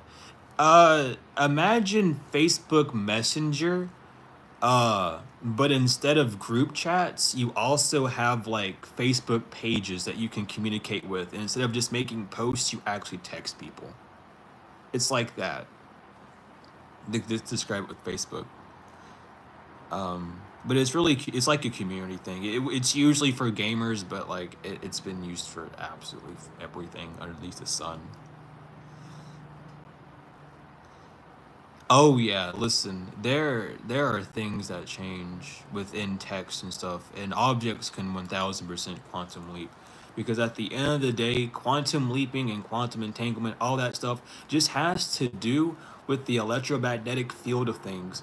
And we live in a universe where things are always breaking down and rebuilding, so we really don't know how many nuclear fusions and fissions are happening around us. There could be an infinite amount. There could be zero. You know what I mean? But things are always changing in that degree. So moving something in a specific direction at a specific time that an atom, an electron are like moving around at a certain rate can completely make something disappear or change its complete molecular status without you really actualizing it on the physical, because it happens on such a small scale that you wouldn't know. Like I could pick up this lighter and light it, and if I pick it up in the wrong way with the realm of how quantum physics and quantum mechanics work, there was a percent chance that the second I lit this, instead of it lighting, it blew up. You know what I mean? That's the reality we live in.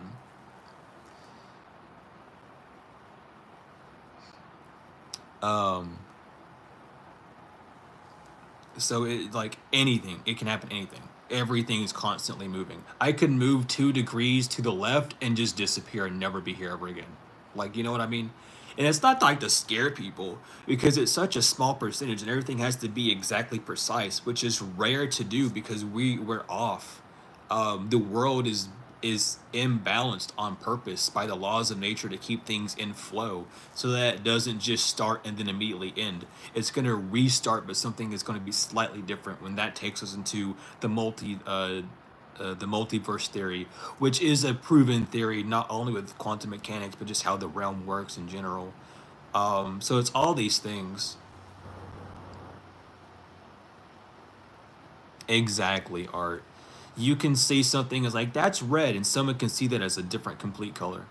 It's all based on your perspective. That is the beauty of life. It really is. Which is, I don't get why people argue either. That's the whole point. Like, why are you trying to yell at someone for them pointing out their view? Let them have it. That's their. You're not supposed to live their life. So let them keep it. More power to them. Let them have all that fun. It's not for you. If it was free, you'd be living it. Or you'd be adjacent to it.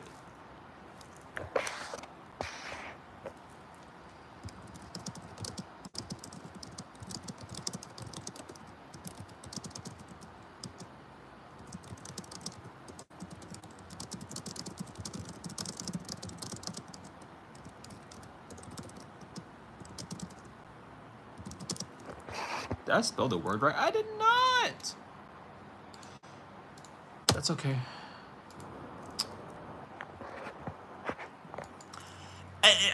You're welcome. I don't know what else to say.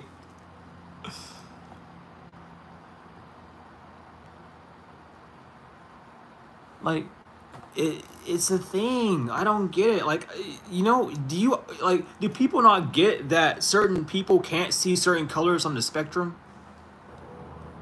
But if you have the levitate, you have the possibility to fly. Yeah, yeah, of course. That has to do with aerodynamics, though. So you can fly. Um, with the laws of aero, and I think also thermodynamics to a slight degree.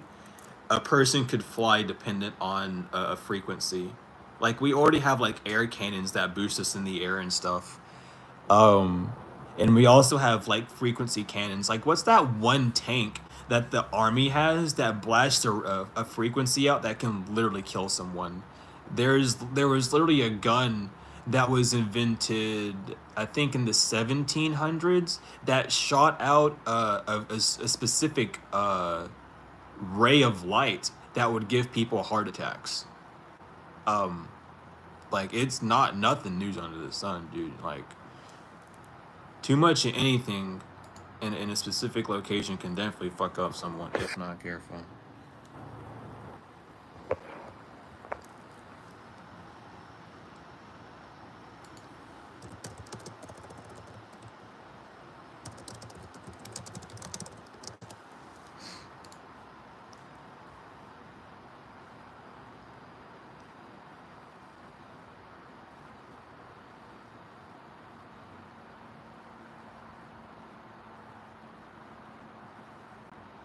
Of course. See, that's the thing. A lot of I get that a lot. A lot of people are scared of me. I don't know why. Like, I am not a, I am an absolute fucking idiot. Like, I am, listen.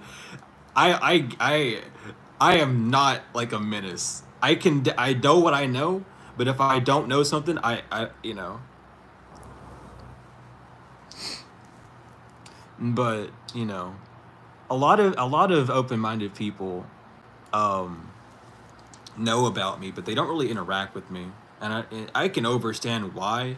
It's definitely a bit of a, it's a shake of everyone's reality, because when you're open-minded to a degree, and because I get it, because I'm the same way too. I was the way with my mentor for a while, because most of the stuff that I talk, well, not most, but well, I could say most, that I talk about, I get extra information from him and his experiences, because we think on this deeper level in that sense. And welcome in. But it can be a reality shake, because I'm trying to find the word that would fit, and I can't. But not even on purpose, but just due to the fact of you being open-minded and being able to accept things, and not be so rational with ideals being thrown at you, you'll accidentally figure out answers to questions that you didn't even know you had. Which can completely destroy systems inside of you and rewrite you forever, which has happened to me multiple times. Which I find fun, at least, because I like the feeling of, it's not like an existential crisis, but it's the feeling of actually talking to the divine inside, actually knowing that the divine can be seen, and not just heard or felt. It can truly be seen, and it's an experience. I'm glad that the psychum helped you. I really am. I don't do it that much. Not many people get the service, which I'm not gonna complain about that at all, because psychum does take a lot out of me.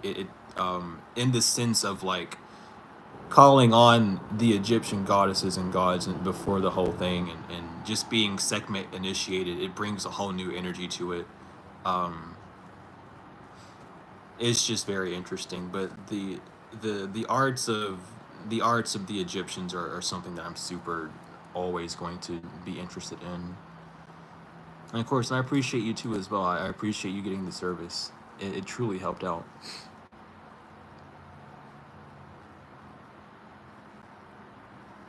Exactly, Daniel. That's the thing. There are things that I don't even know how I know them. There are things that I'll talk about that make zero sense to me at the time of speaking it. But as I continue to go down that path, it makes more and more sense. It is interesting. It is very interesting. And it's not even to say that the things that are like that are speaking out of my ass. It's just like, there are things that your consciousness knows that you can't verbalize until certain states of existence have passed. And that's just how it is.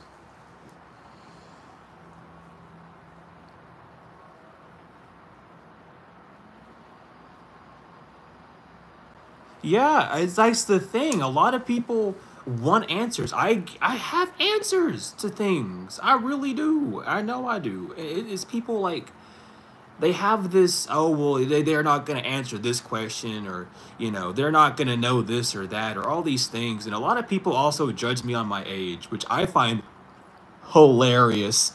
I've been called egotistical and arrogant just because I'm 25 by people who are like almost double my age.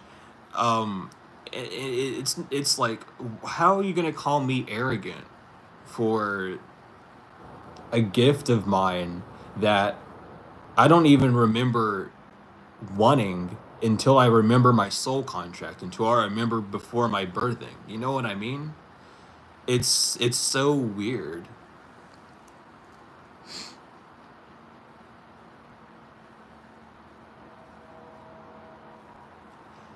Oh goodness, that's an experience to go through, Terry.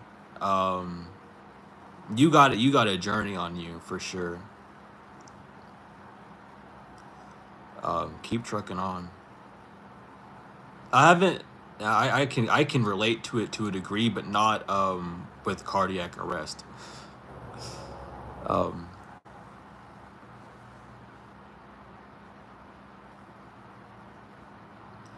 yeah, there's a lot of things in this life that people aren't ready to hear. No, it's exactly, Steven.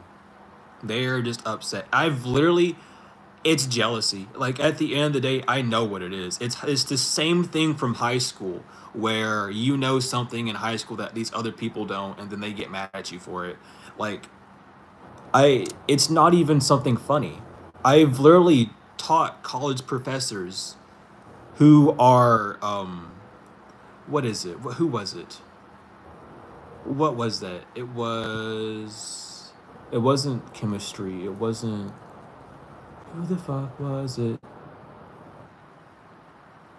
We were talking about the class and it's related. It's like it's above chemistry. What's the subject above chemistry? I can't fucking remember.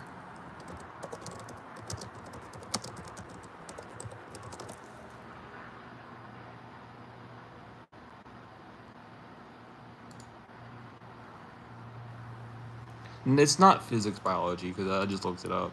I forgot what it was, but the dude was explaining. It was like he was talking about something about frequencies and sine waves, and I had to explain to this college professor how sine waves work, because I was explaining to him that a sine wave is just a square wave that's being condensed or compressed, and he said no it's not, and I said I want you to draw a sine wave and then I want you to put two lines that intersect the two humps on the sine, and then you'll see a square wave. And I had to like break it down from like the science of how that works.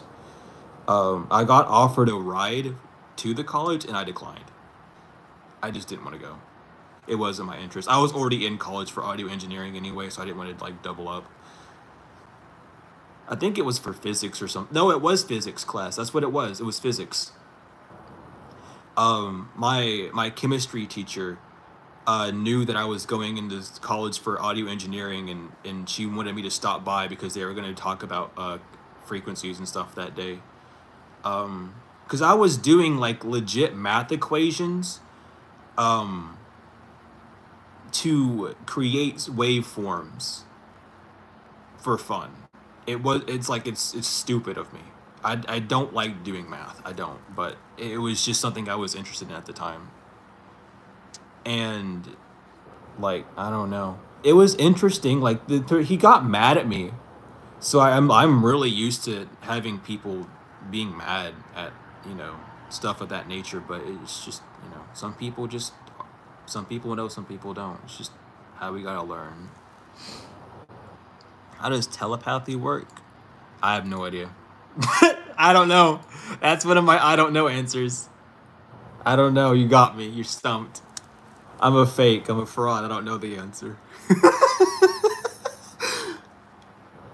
No, but I really don't know. I wish I did.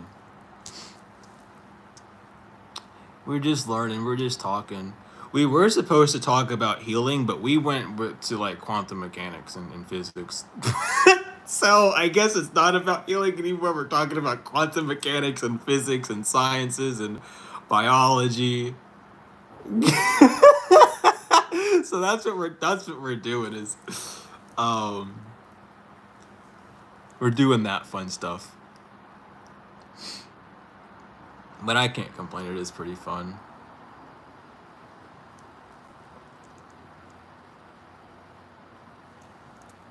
Yeah, quantum entanglement too. Can't forget about quantum entanglement.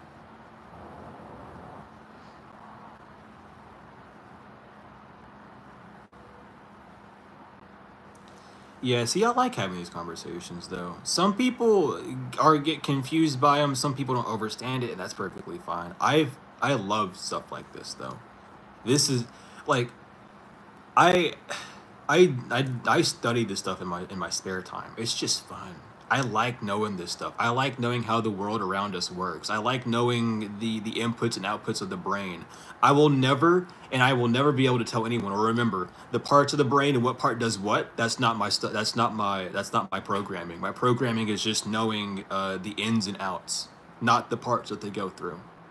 The best part about the brain I know is the synapse. The synapses and the neurons and electrons that go off and buzz and give you the information. Other than that, I can't tell you anything about the frontal lobe or the cortex or the brain stem or anything of that nature. I can just tell you the the the other stuff.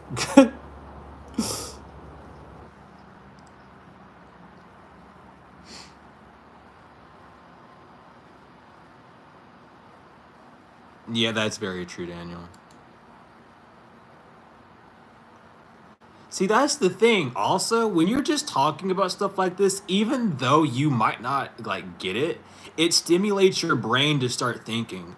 And um that just starts to actually click your brain on because you're learning and even though you're not digesting it, it's something within your brain that knows what you're saying and within the subconscious it like it gets it and it just allows your brain to click on it. It allows you to expand deeper on what you need. That's like the god factor in all of us in my like opinion at least.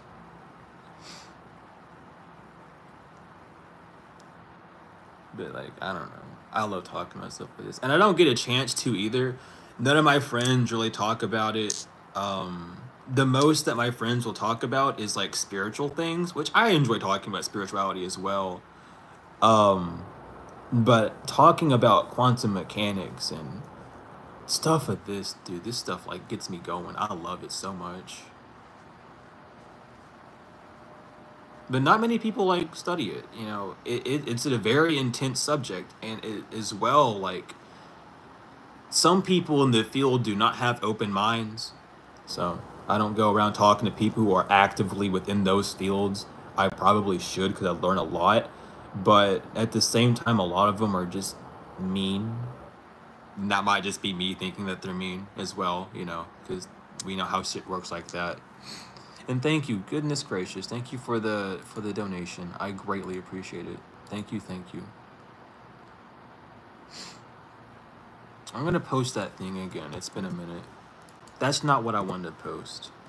Yeah, prideful for sure, but at the same time, I get it.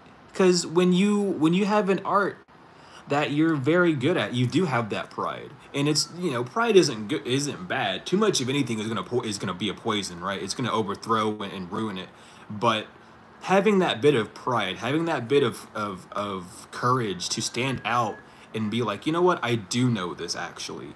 It helps you grow, but it's finding that balance between letting your rational mind control how you're describing and emoting what you know versus just saying what you know and allowing that to just exist within its own realm. You know what I mean?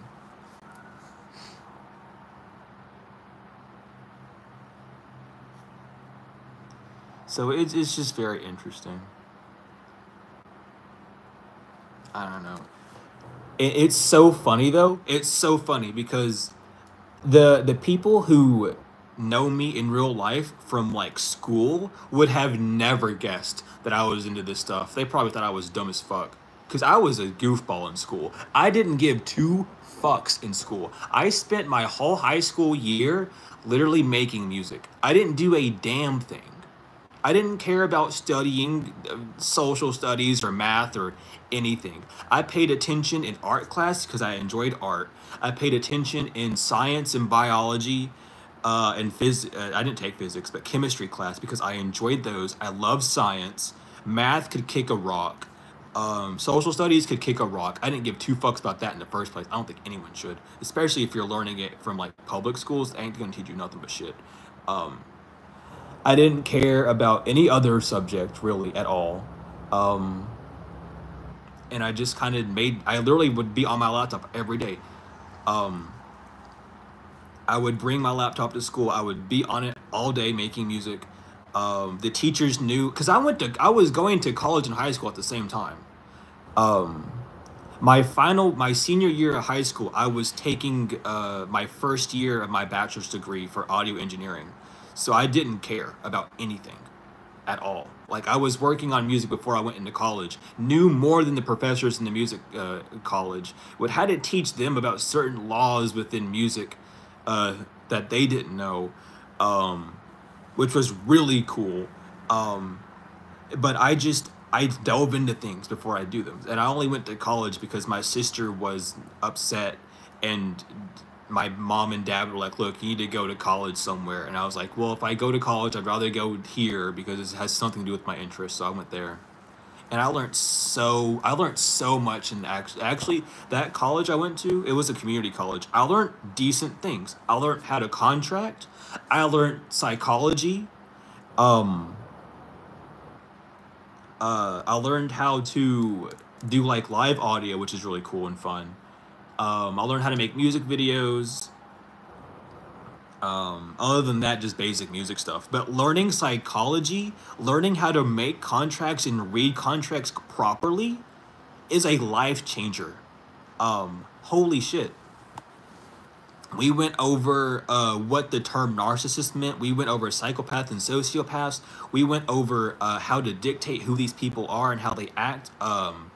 We learned like down to the gray line between the narcissist labeling and all the other ones, and like what it really means to be a narcissist and a psychopath, sociopath, and how most people are sociopaths and psychopaths rather than a narcissist in today's society, because that term is a really old medical term that's kind of outdated by this point.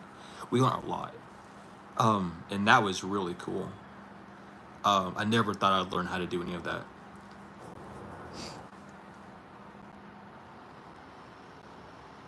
Yeah, you can suggest some music. I listen to whatever. Literally, I really do listen to whatever. I had to mix songs and genres that I actually hated and despised at the time, but the fact that I listened to it for so long and had to learn like the art form that it exists in it, I began to like enjoy it. So I genuinely love every like all types of music. Will I listen to all types of music? No, but will I appreciate the art form? Of course. I'll just be there breaking down the mixing and how like everything's panned and just the mastering, the frequency version of the song rather than what's being presented.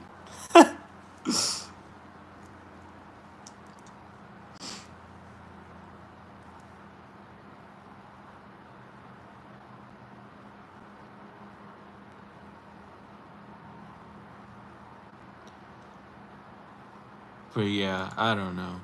I just have information all up in my brain. And that's like the complicated part of it all, is because I have so much creativity and it gets stifled a lot because even though they can all relate, it's more of, I guess, finding the time, because like after I like graduated from college, I stopped really caring about learning more about music and got more into like frequency and spiritual things, and delved more into what I was interested in when I was a child.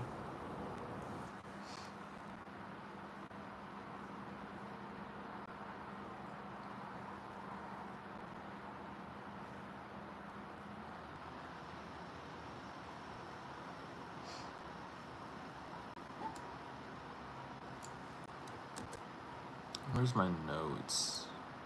And I'll paste that in my notes, and whenever I feel have time, I'll listen to it. But yeah, I like all type of music. I'm a jazz person though. I like jazz a lot.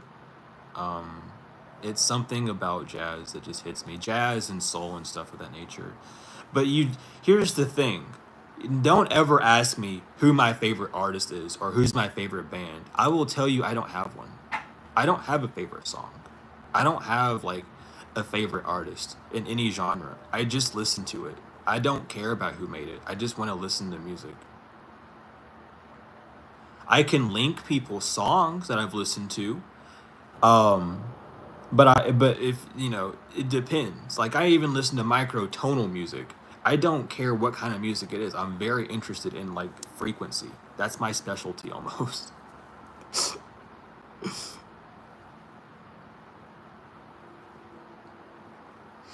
That's perfectly fine. I like polar opposites with the music. It's interesting. I will okay, actually, there is one jazz band that comes to mind that I will never stop listening to, and it's Sungazer. They're actually stupid. And I mean that in like a compliment. Sungazer, like they take jazz to a new level. They literally make they really like oh, I don't know how to describe it. I don't know how to describe it.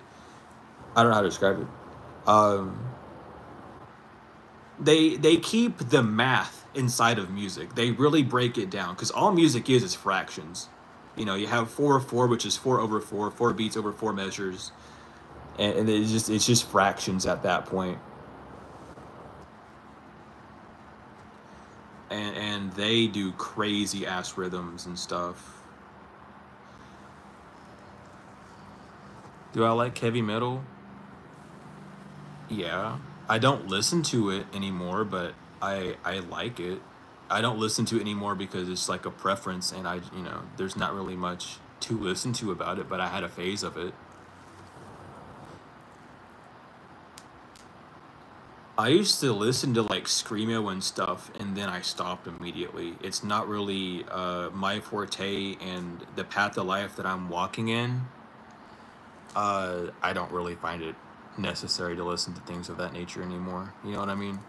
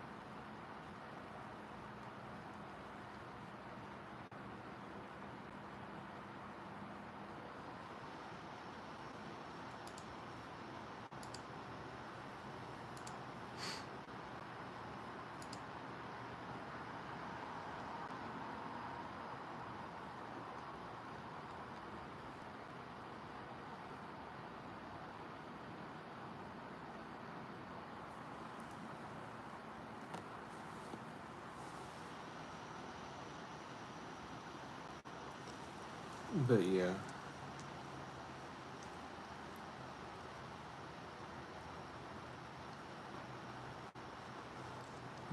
Well, I'm glad that Jesus healed you. Congratulations. I don't mean that in a sarcastic way. I'm tired. I'm sorry, but I do. You know, blessings be upon you. I'll say that then. I feel like that's a better response.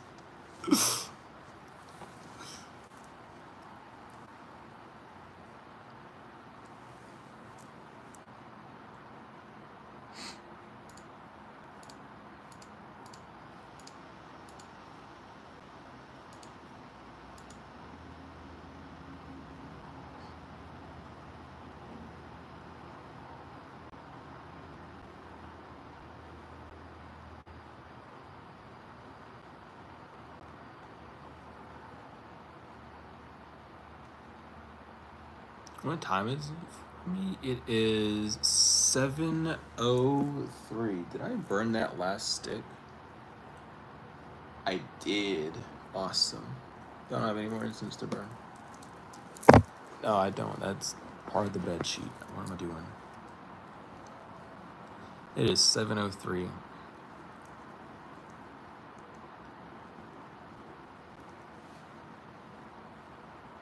Word. That's what's up. It's 12:03. Damn. I feel that though, like.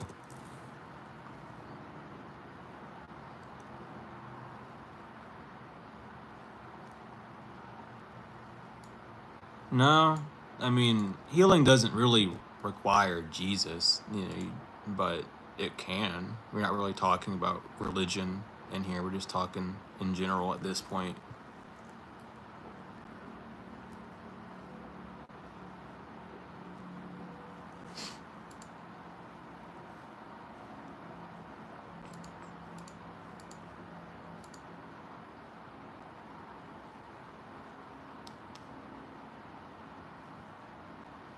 I like seeing all the time zones, honestly.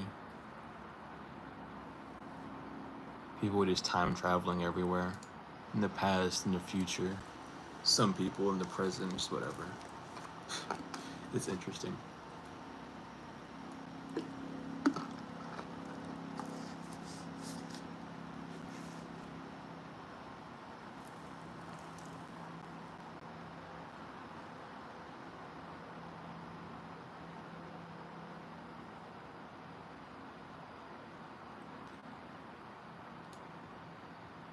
I bet my friend is celebrating that festival as well. I don't know how to pronounce it, and I'm not gonna butcher it. But I believe one of my friends is also celebrating that. If I thank you for saying that. I'm going to have to tell him that. I'm gonna say, I I don't know what the right word to say. I'm just gonna copy and paste it for him. I'll say happy and then paste it. Oh, but yeah, thank you for the donation. I agree. I appreciate it as well.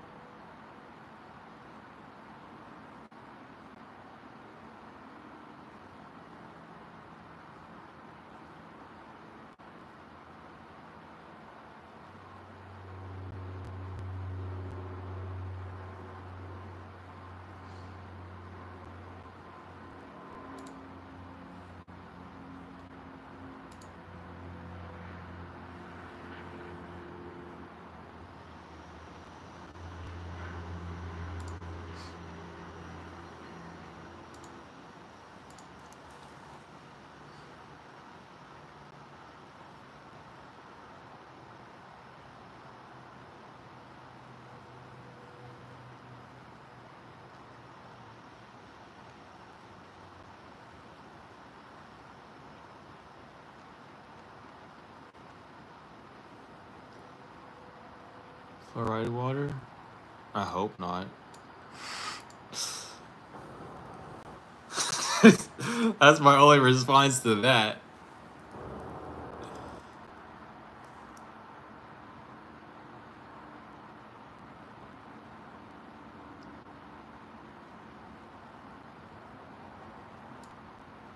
Hmm.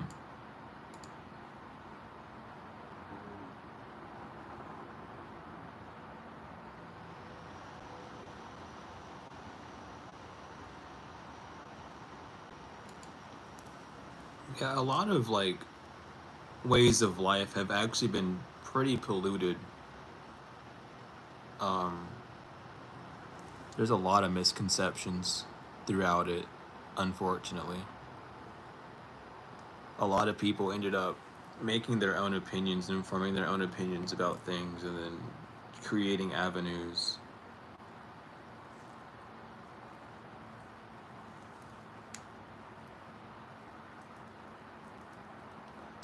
What about I Ching?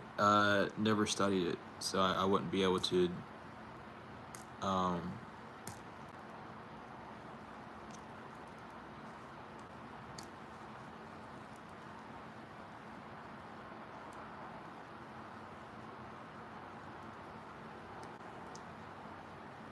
welcome in, Joe. Welcome in. Blessings and good vibes always.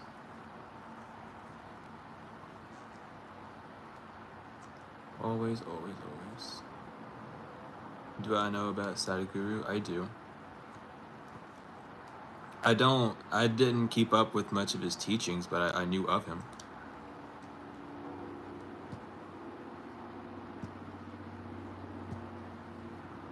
Yeah, he had a he had a portion in my spiritual journey for sure.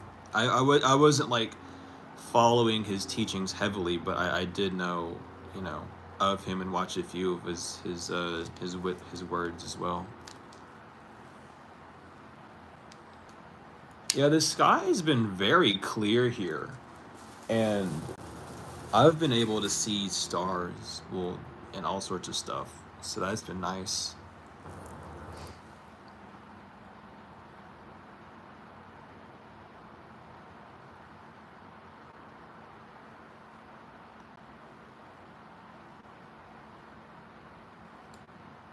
Nah, I haven't read any of the Chimp Paradox.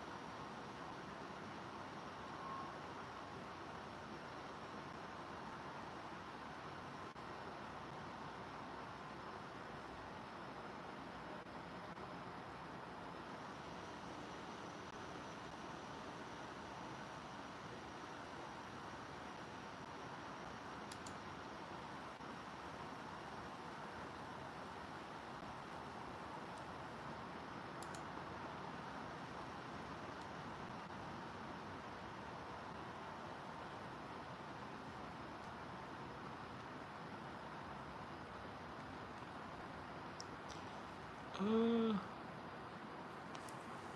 hope that when we watch the streams that they keep like the chat open on it, because there's more activity that happens in the chat in some of these lives than happens in the video. Very good conversations though. Regardless, I'm just glad I can host a space for people to like openly speak like that, because it's very important for us just to become more acceptable towards different viewpoints and not just be so dismissive about it, because that's the whole issue that we're trying to overcome. I don't care what you believe in or what you're doing, you know, just get along. Just don't be fighting. We'll be fine. You know, I had an earthquake? Goodness. I've never experienced an earthquake before, but it cannot be fun.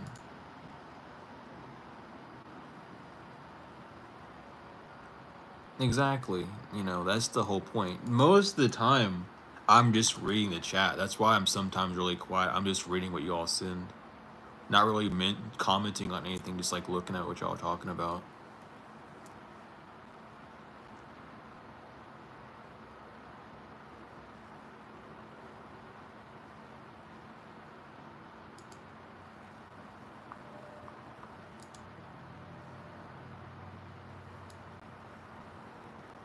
Knowledge is power. Knowledge is a lot of power.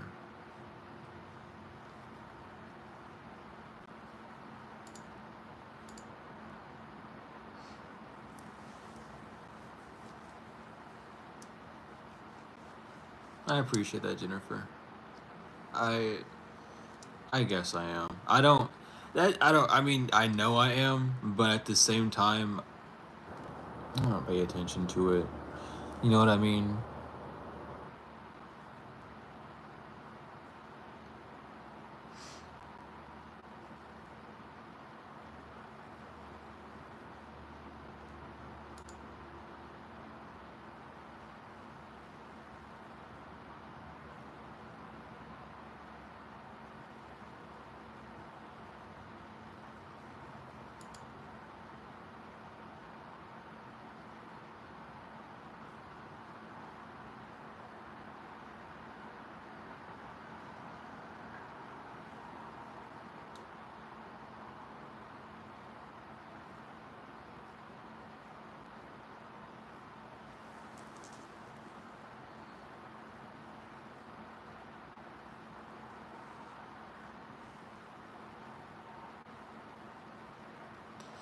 I'm probably gonna shut this stream down in like 10 minutes.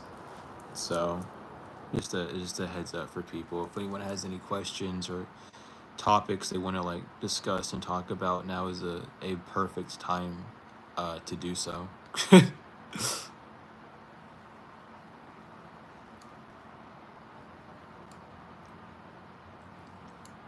About the reptilians and them. Personally, I don't know too much about all of that. Still kind of studying on that. But at some point we definitely will dive into it.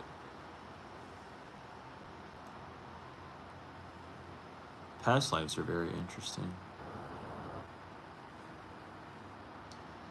The best observation that anyone can take from a past life is you had to have been someone who was really evil or just an asshole in the past life to be in a reality such as divided as this one in this life. You know what I mean? Because why else would you be in a place that is so diverse but yet connected?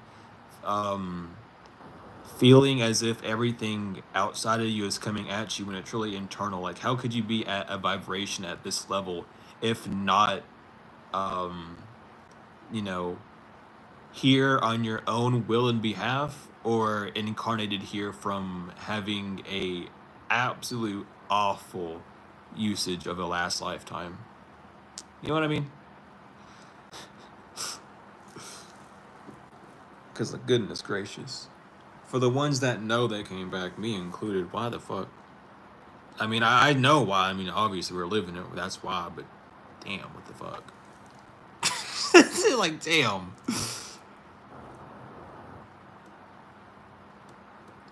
It's not too bad once you get the overstandings of stuff. But in general, like, what the fuck, man? Like, I can't even order like an ice cream cone without someone like complaining about the flavor. Like, that's crazy. That's not my fault or had anything to do with me, but as an observation, that's wild. Oh, you're getting that flavor? That's disgusting. Awesome. You're not eating it. That I don't like free will. Awesome, but you're not eating it. So why does it like what?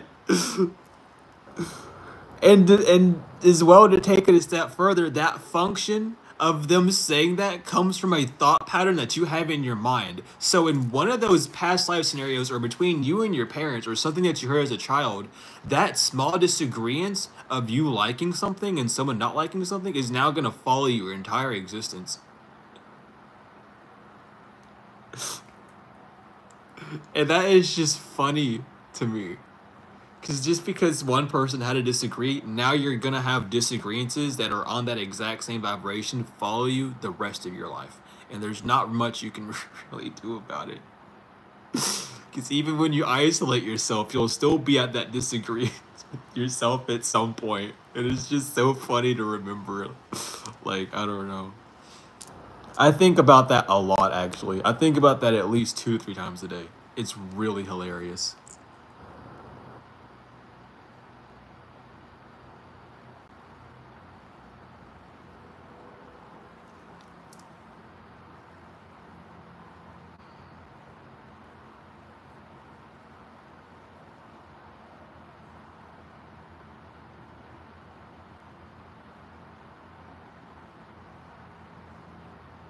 Well, in the past life things, the only way you would come back is walking towards the light, because the light is the facade. You're told to look towards the light, you're told to walk towards it, and you'll hear family members being happy and stuff. That's a facade. Everything is born from darkness. The only thing that happens in light is a reoccurrence of what already has existed from the external. So it's just a bunch of people that got fooled in the program and walking towards the light when they really should be using their free will that their soul still has, not associated with their flesh at all, but with their soul, that they could just choose another path and it wouldn't be anything of a disagreeable nature. You know, sacrificing yourself to be incarnated again with people that you enjoy time with in the flesh sacrifices a part of your soul, in the sense of keeping you stuck in a less evolutionary area, I should say. I'm gonna say area for like a better term.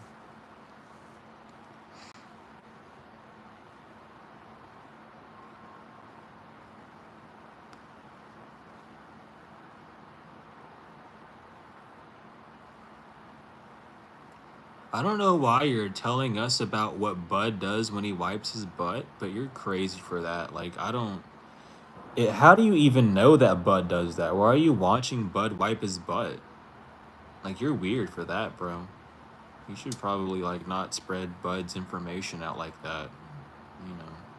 Personally, if I knew Bud, I wouldn't do that. But, you know, that's just me personally.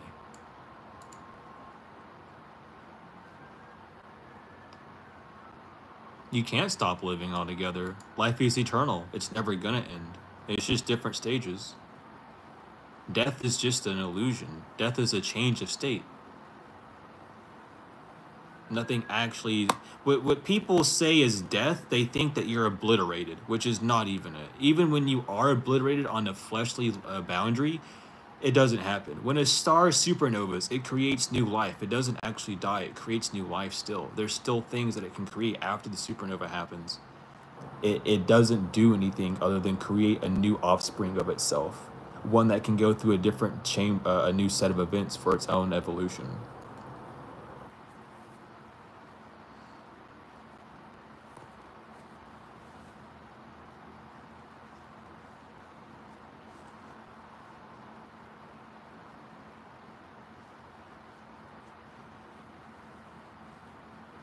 No, death doesn't really hold any truth. Death is just a state. It's the existence, it's the consciousness that's the truth of a human. Because death is just something that's guaranteed. It's a truth because you're always going to change states, but when you die, you don't learn anything. There's not a truth. There's not a gaining of much other than a new perspective, a new life, and that's not really a truth. That's still just how your soul is experiencing an external reaction uh, to its own like process of things. The ultimate truth would just simply be consciousness and existence, and just seeing things as they are, not as you want them to be. What do you mean, how do you choose not to die? You can't. You're gonna die. Everyone's gonna die.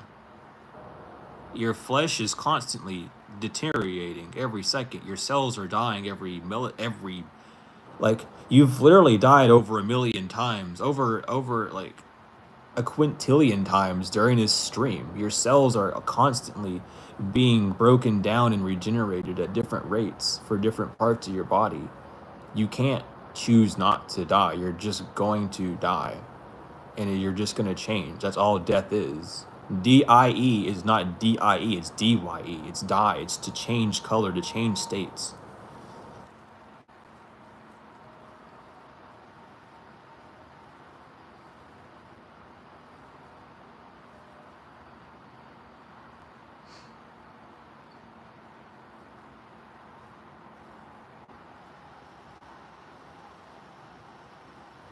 And you're not really limited to a human body. You choose everything before you come here. Your soul recognizes what it wants to do, you know? But it depends on what you need, what your soul needs to mature at that point in time. Maybe you needed to mature as an animal. Maybe you needed to mature as a human. Maybe you needed to mature as an intergalactic, as your intergalactic self. Maybe you needed to evolve as a germ or a single-celled organism or whatever, right? It just depends on what lesson you need to learn within the evolution of life within your soul.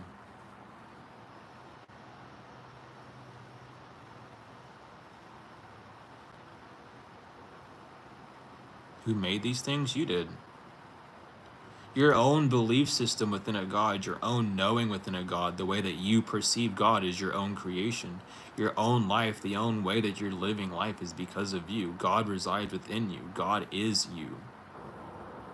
There is the internal force that is creating, and then there is the invisible that is fueling what's happening. And you are just the observer of both of those things happening in continuum. at all times. No matter what religious state you want to follow, whatever script you wish to read or receive, it's all just you receiving from the Divine Mother, the source to live, being granted the experience through Father Time, through matter, Matter, and not Mater.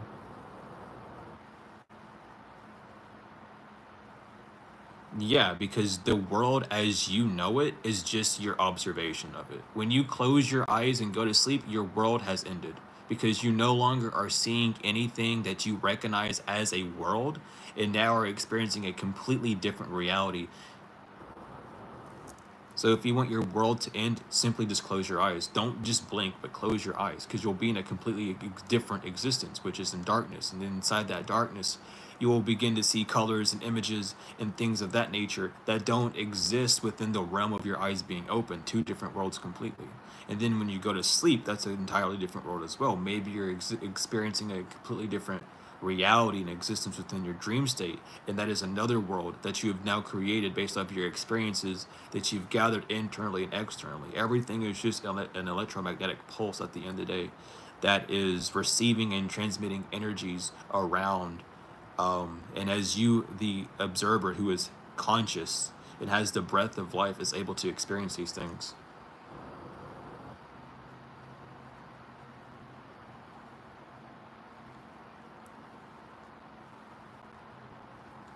Because your rational self can't admit to itself that it's alone. We all have different realities. It's not the same one. The only similarity within reality is that we're living. We're living at different speeds at different times. You created everyone because you needed to learn things from someone. Just you don't like someone because there's a lesson that you need to learn from them. Because you're trying to become more connected to your soul and connected to yourself. You really do like people the way that you think you do. Yeah, you created me. That's the only reason why you're here. The only reason why you're here is because I created you, because I needed someone to hear what I'm saying, which is really just a reason for me to project externally what I need to hear internally. And you created me because there's things internally within inside of you that you aren't able to express or convey that you need to hear from an external source, an external consciousness that is more aware of the consciousness within you than you are of it. At the end of the day, we're just all reflections of you, same as you all are reflections of me, and everyone else is a reflection of everyone else, just on different wavelengths and different understandings, different overstandings, different ways of life. The only similarity is that we're existing. We've matched on some form of frequency within some form of multiverse to exchange ideas and energy to now change the algorithm inside of your body, to change how you work, to change your molecular status so that when you leave this place you're not the same. you know I would have never existed if you didn't click on this live. You would have never known my face. You would have never known anyone in this chat. You would have never known that you were going to speak any things that you did. You wouldn't have even been faced with the idea of it. You created all that by simply interacting with something that you experienced, that you created in front of yourself. Because at the end of the day, you could have skipped over this. You could have skipped over the live. You could have not clicked on it, and that would have made it not existent to you. It would have just been something else that just happened to be there for a split second of time.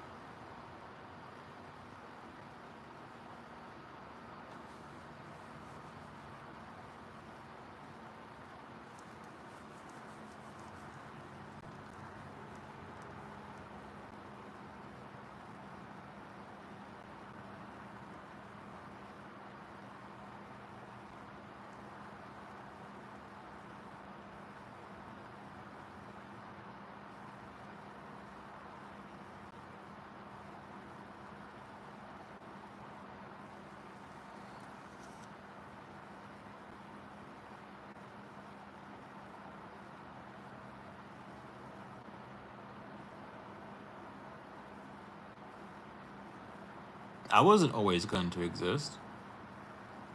I could have not existed. I could have existed at a point to where it wouldn't have been consciously available. That doesn't mean I existed within the reality of grand scheme of things. I would have been a blip. The same thing that this is. This, you know, this reality is a blip. We don't have limits. You limitate yourself. Don't you dare say I have limits. That's blasphemy. If you're gonna say anything like that, you limit yourself to think that you have limits. You can raise the dead. That's the thing. You only I'm gonna say understand, because that's the correct word we're gonna use here. You understand the dead as meaning something that has no life, something that has no breath. The dead doesn't just mean no breath. Those who don't have an awareness can be dead. Those that don't have the ability to create things or know how to do certain things can be dead, as they're not able to bring life or action into things. You don't need the Holy Spirit to raise dead. The fact that what you were saying in chat would have never appeared until this conversation happened just proved that you rose the dead.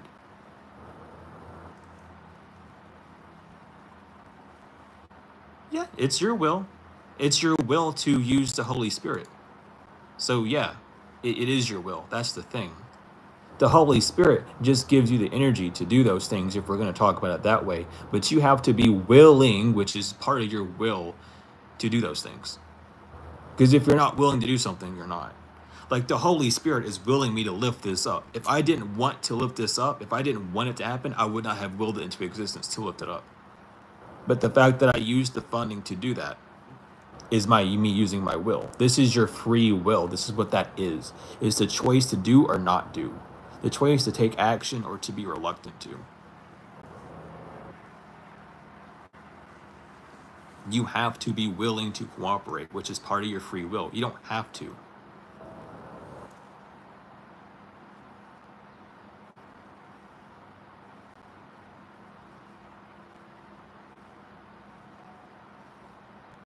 Because, like, what happens when a light bulb doesn't turn on? You say it's dead. Was a light bulb ever alive? Is that a living object in the first place? No. But you identify it as dead. You know what I mean? It's these words that people don't understand the definitions to, or the actual personification of the word is misconstrued. And it's not able to be processed correctly.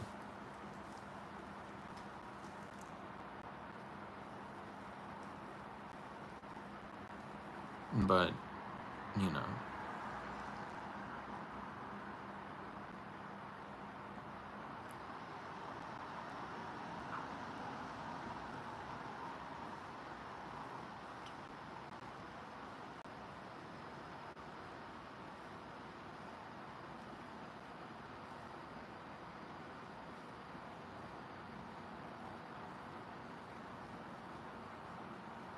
You can do everything that Jesus did without the Holy Spirit, if you will it to be.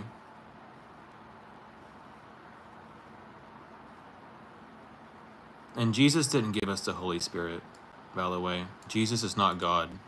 Those are... Because if Jesus was God, why did they have to run away? Why did they have to run to Egypt? Why couldn't, like, Jesus just say, no, it's not going to happen, and snap his fingers when he was a baby to prevent it? That was what God would do. You know what I mean? God wouldn't need you to go through a form of suffering. That's the illusion of religion right there. Like, if God actually loved you, he wouldn't send you to hell. But the fact that people go to hell and are scared of going to hell proves that God doesn't love you, because the God that you're thinking of is a completely different God of what you're wanting to actually praise. You have to get down to the logistics of it and really understand what you're being told and what you're, like, being taught and what you're reading when it comes down to it. Instead of just believing the words on the page that are just black and white, it's about seeing what's actually making up that ink, seeing what's actually making up the words of those, what's being said.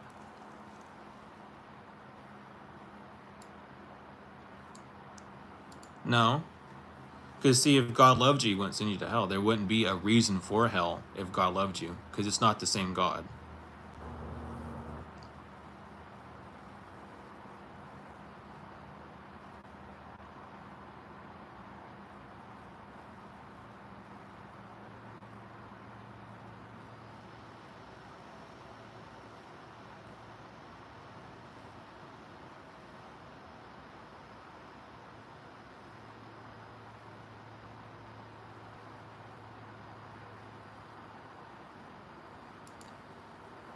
Yeah, but which Jesus are you talking about?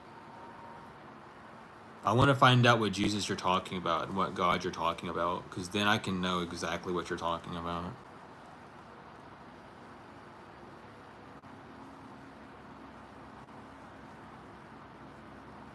I'll keep it at that question.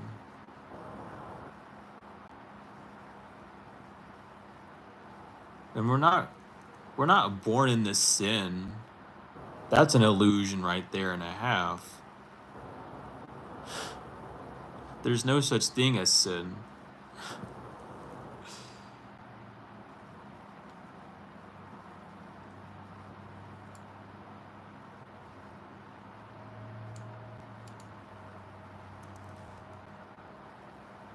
Why would you steal someone's underwear? You can use that in different types of crafts for sure, but you know, it can definitely be used in different types of crafts. Not really a spiritual attack, but just in crafts in general.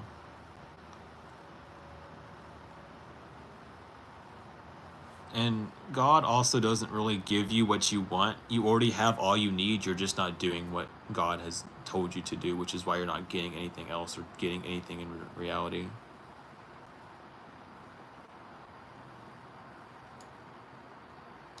Wisdom, moral ground of good, whatever you determine it to be. That's your moral compass. That's your observation of it.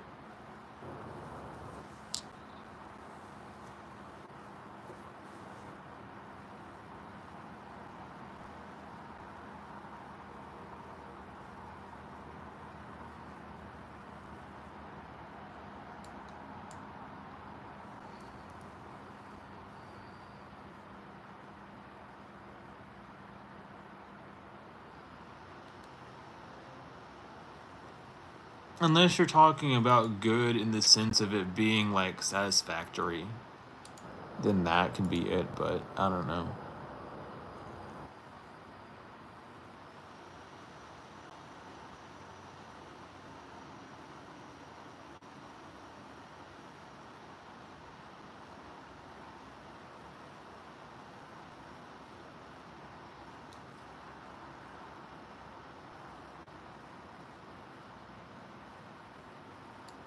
Why was Adam and Eve told not to eat the apple? Because they would become like gods, agreeable and disagreeable. They would be able to have that free will, that knowledge of oneself.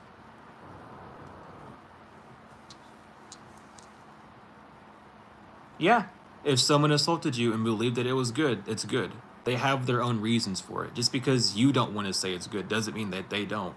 Someone could murder someone and they could say, oh, well, they were coming at me and I did it for self defense. Do you think the family of that murdered individual is going to think that that's a good thing? No, but that person did it for a good reason for their own behalf.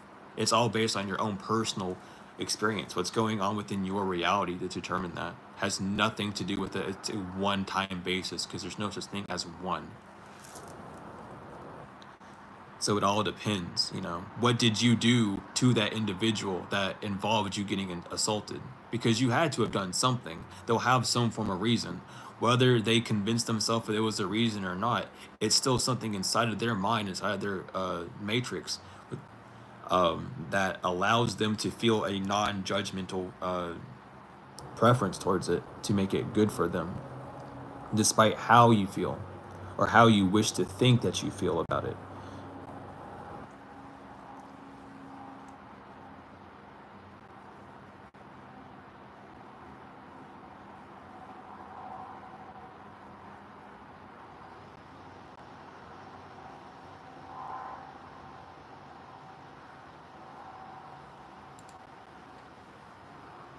In the person that did the assaulting's mind, yes, they have their own reasoning for it, which gave them the energy to do it. There's no such thing as a bad person. People don't do things that are bad.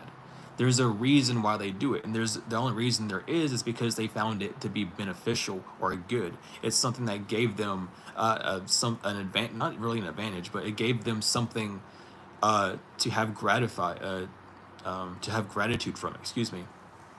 So anytime that happens, there's always two sides. There's the victim and the assaulter side. the victim's not, you know, side is going to be seen as bad, but the assault, I mean, as good. Well, I can't really. This is going to be hard to say using those terms. The victim side is going to be seen as a horrible act taken upon a person, but the person who did that's not going to show any remorse, as they have their own reasonings and thinkings, ways of doing it. So, though one side sees it as bad, the other side's going to see it as good because they have their own reasonings, their own way of life, their own programming that they followed in because they desire to get some form of action completed. No, there's no right and wrong. That's your rational mind trying to break things apart. If it was wrong, it wouldn't exist. If it was bad, it wouldn't exist because it would be bad. And people don't do bad things. They have a reason for it. There is a reason why they did it, and that reason is a beneficial part of themselves. Their rational self has to broke it down to be a decision to make things good. You know what I mean? It is the same thing as why did you throw away the food? Oh, I wasn't gonna eat it, and it tasted bad, so I didn't want it anymore. That's not an opinion, that's a fact. You can struggle with it all day long. What I'm telling you, that's a fact. There's no such thing as bad people in this world. No one can do a bad thing because guess what? It's you that's determining that it's bad. So that makes you the bad person because you're the one judging someone when you shouldn't be judging someone. So if you're going to say something is bad, you're the bad one because you're the one that's picking it up. You can struggle, but that struggle comes from an internal thing. There's something inside of you that you're not listening to that keeps you within that struggle. So again, I mean, you're wrong because you wish to say that I'm wrong. I'm not saying anyone's right or wrong. I'm just telling you what you're saying to yourself because you're not accepting it. Your rational side has the control, and that's perfectly fine. You're not meant to understand what I'm saying, and that's perfectly fine. But when you get to that point and that level, you'll get it. Until then, good luck. Have fun.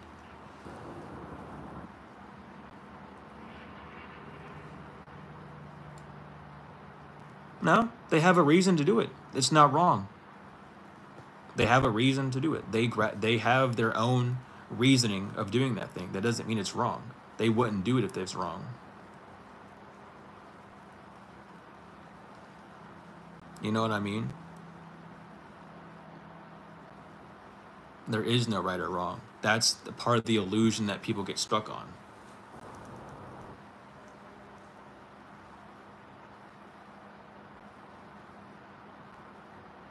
No, you can say whatever situation that you want. I'm going to just say what the truth is. There is no wrong or right action within this realm. People have their own reasonings for their own actions within their own brain. If you're going to look at someone and their own mental reasonings for doing something, you don't have to agree to it, but you have to understand that they have a reason for why they did it. That's just this understanding that people can't get to. This is the understanding that humanity has a hard time grasping because they're not ready for it yet. There's people are so busy focused scapegoating and pointing fingers and saying things are right or wrong. Yeah, you're just not ready to have this conversation. That's okay. Whenever you will be ready to have this conversation, you can come back. But, you know, that's your fault for throwing examples that you knew you were going to get upset about and cause you to leave at me when you knew my answer was going to be the same deep down inside. So that's just you meeting your own fate at that point.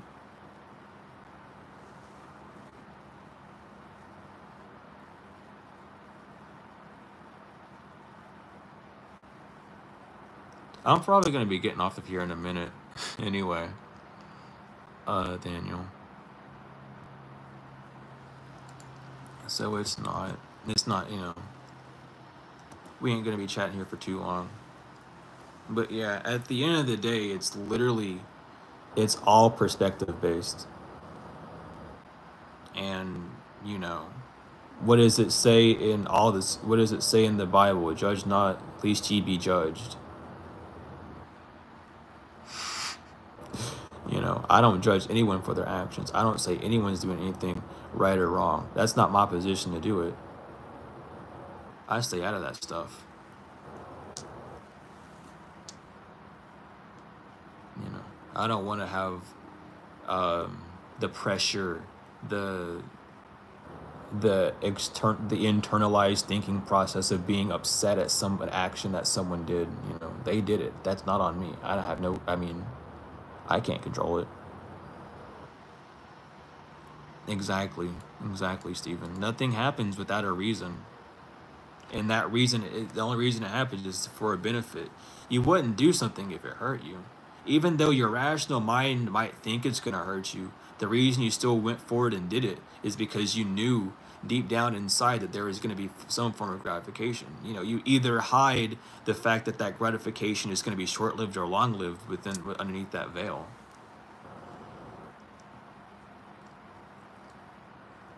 People aren't ready to have that kind of conversation though, because it's deep, you know. That's one of the truths of reality that we live in.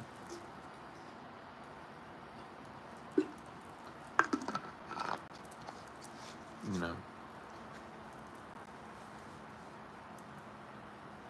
But you know, that's the thing. I don't give my opinion on things that much. You know, I stay out of that game, because if you want to get in trouble, give your opinion. That'll get you in trouble real quick. Someone will have a bone to pick with you fully. You know, and I'd rather have someone be upset with me with the truth than an opinion of a way of life, you know. Because regardless of a truth or opinion still stated, one side's going to have the other side of the coin shown to them.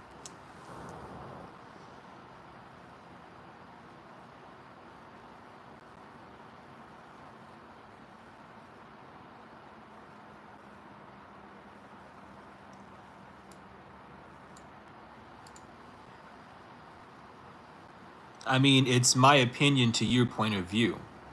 It's the truth to the reality grand scheme of things, because you're rational, and I thought you were leaving, but you didn't leave. So you're already struggling with inside of yourself in the first place, so you don't really know what a truth is, because you said goodbye, but you're still here, a very confused individual. No, that's just a fact, because that's exactly what you did. You said bye, and then you're still here, so you're just a confused individual because you can't stand on a fence. You have to keep hopping back and forth. You're allowing yourself to be swayed by a rational mind rather than accepting the true matter of it, is that there's another side of the coin that you're refusing to look at. In your world, in my opinion, in your world,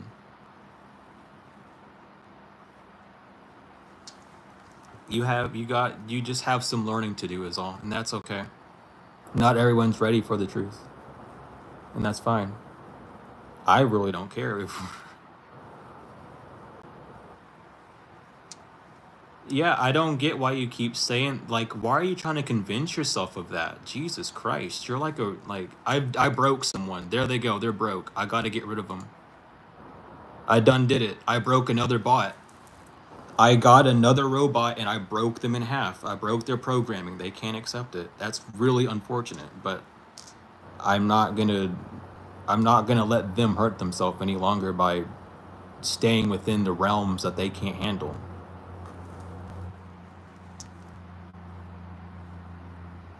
Yeah, because whatever you do is for the benefit of you. The universe is here to support you. However, you use whatever energy you have is your free will, and you're always going to be supported and loved for what you're doing. That's just the fact of it. It's unfortunate, but people, like, they're not ready for it.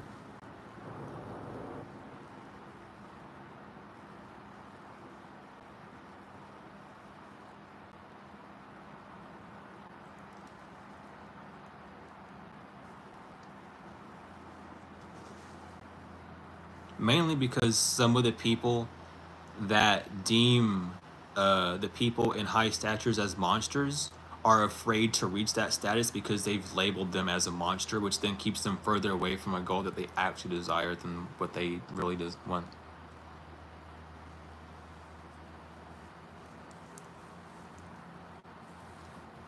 Because a lot of people are like, I hate the rich. I hate people who have a lot of money, but yet they struggle with finances issues. Well, that's because they've done blocked it. They don't like people who have a lot of money. And guess who they are externally? A person. So what are they going to do? Not get that finance because they put up that blockage. Even if they say, oh, but I would be one of the good ones, that doesn't matter because you in your own mental space believes that there are no good ones. So now you're creating a reality that won't exist and can't exist because there's too many double negatives in it. And that double negative is just going to create a loophole for you to exist in, where you get to a breaking point, but you fall right back into the trap due to your own system that you've fallen victim to.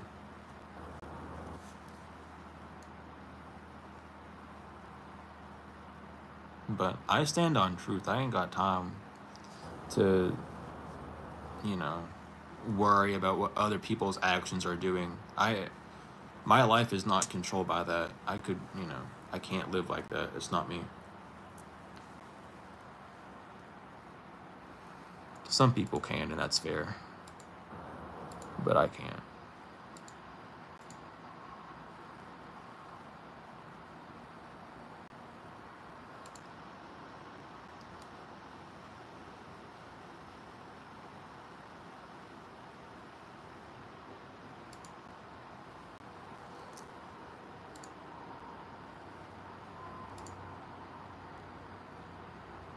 But yeah, I'm gonna head off. I'm gonna end it here.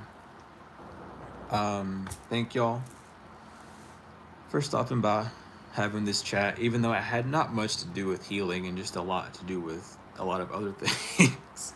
Regardless, I'm glad to be here and have this chat. If you feel like getting any of the services or donating or emailing me or using the website that we have, I'm sending the links in the chat one more time for all that stuff.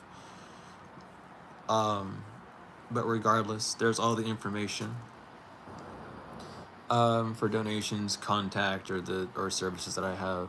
I greatly appreciate everyone for being here and for all the donations to the channel.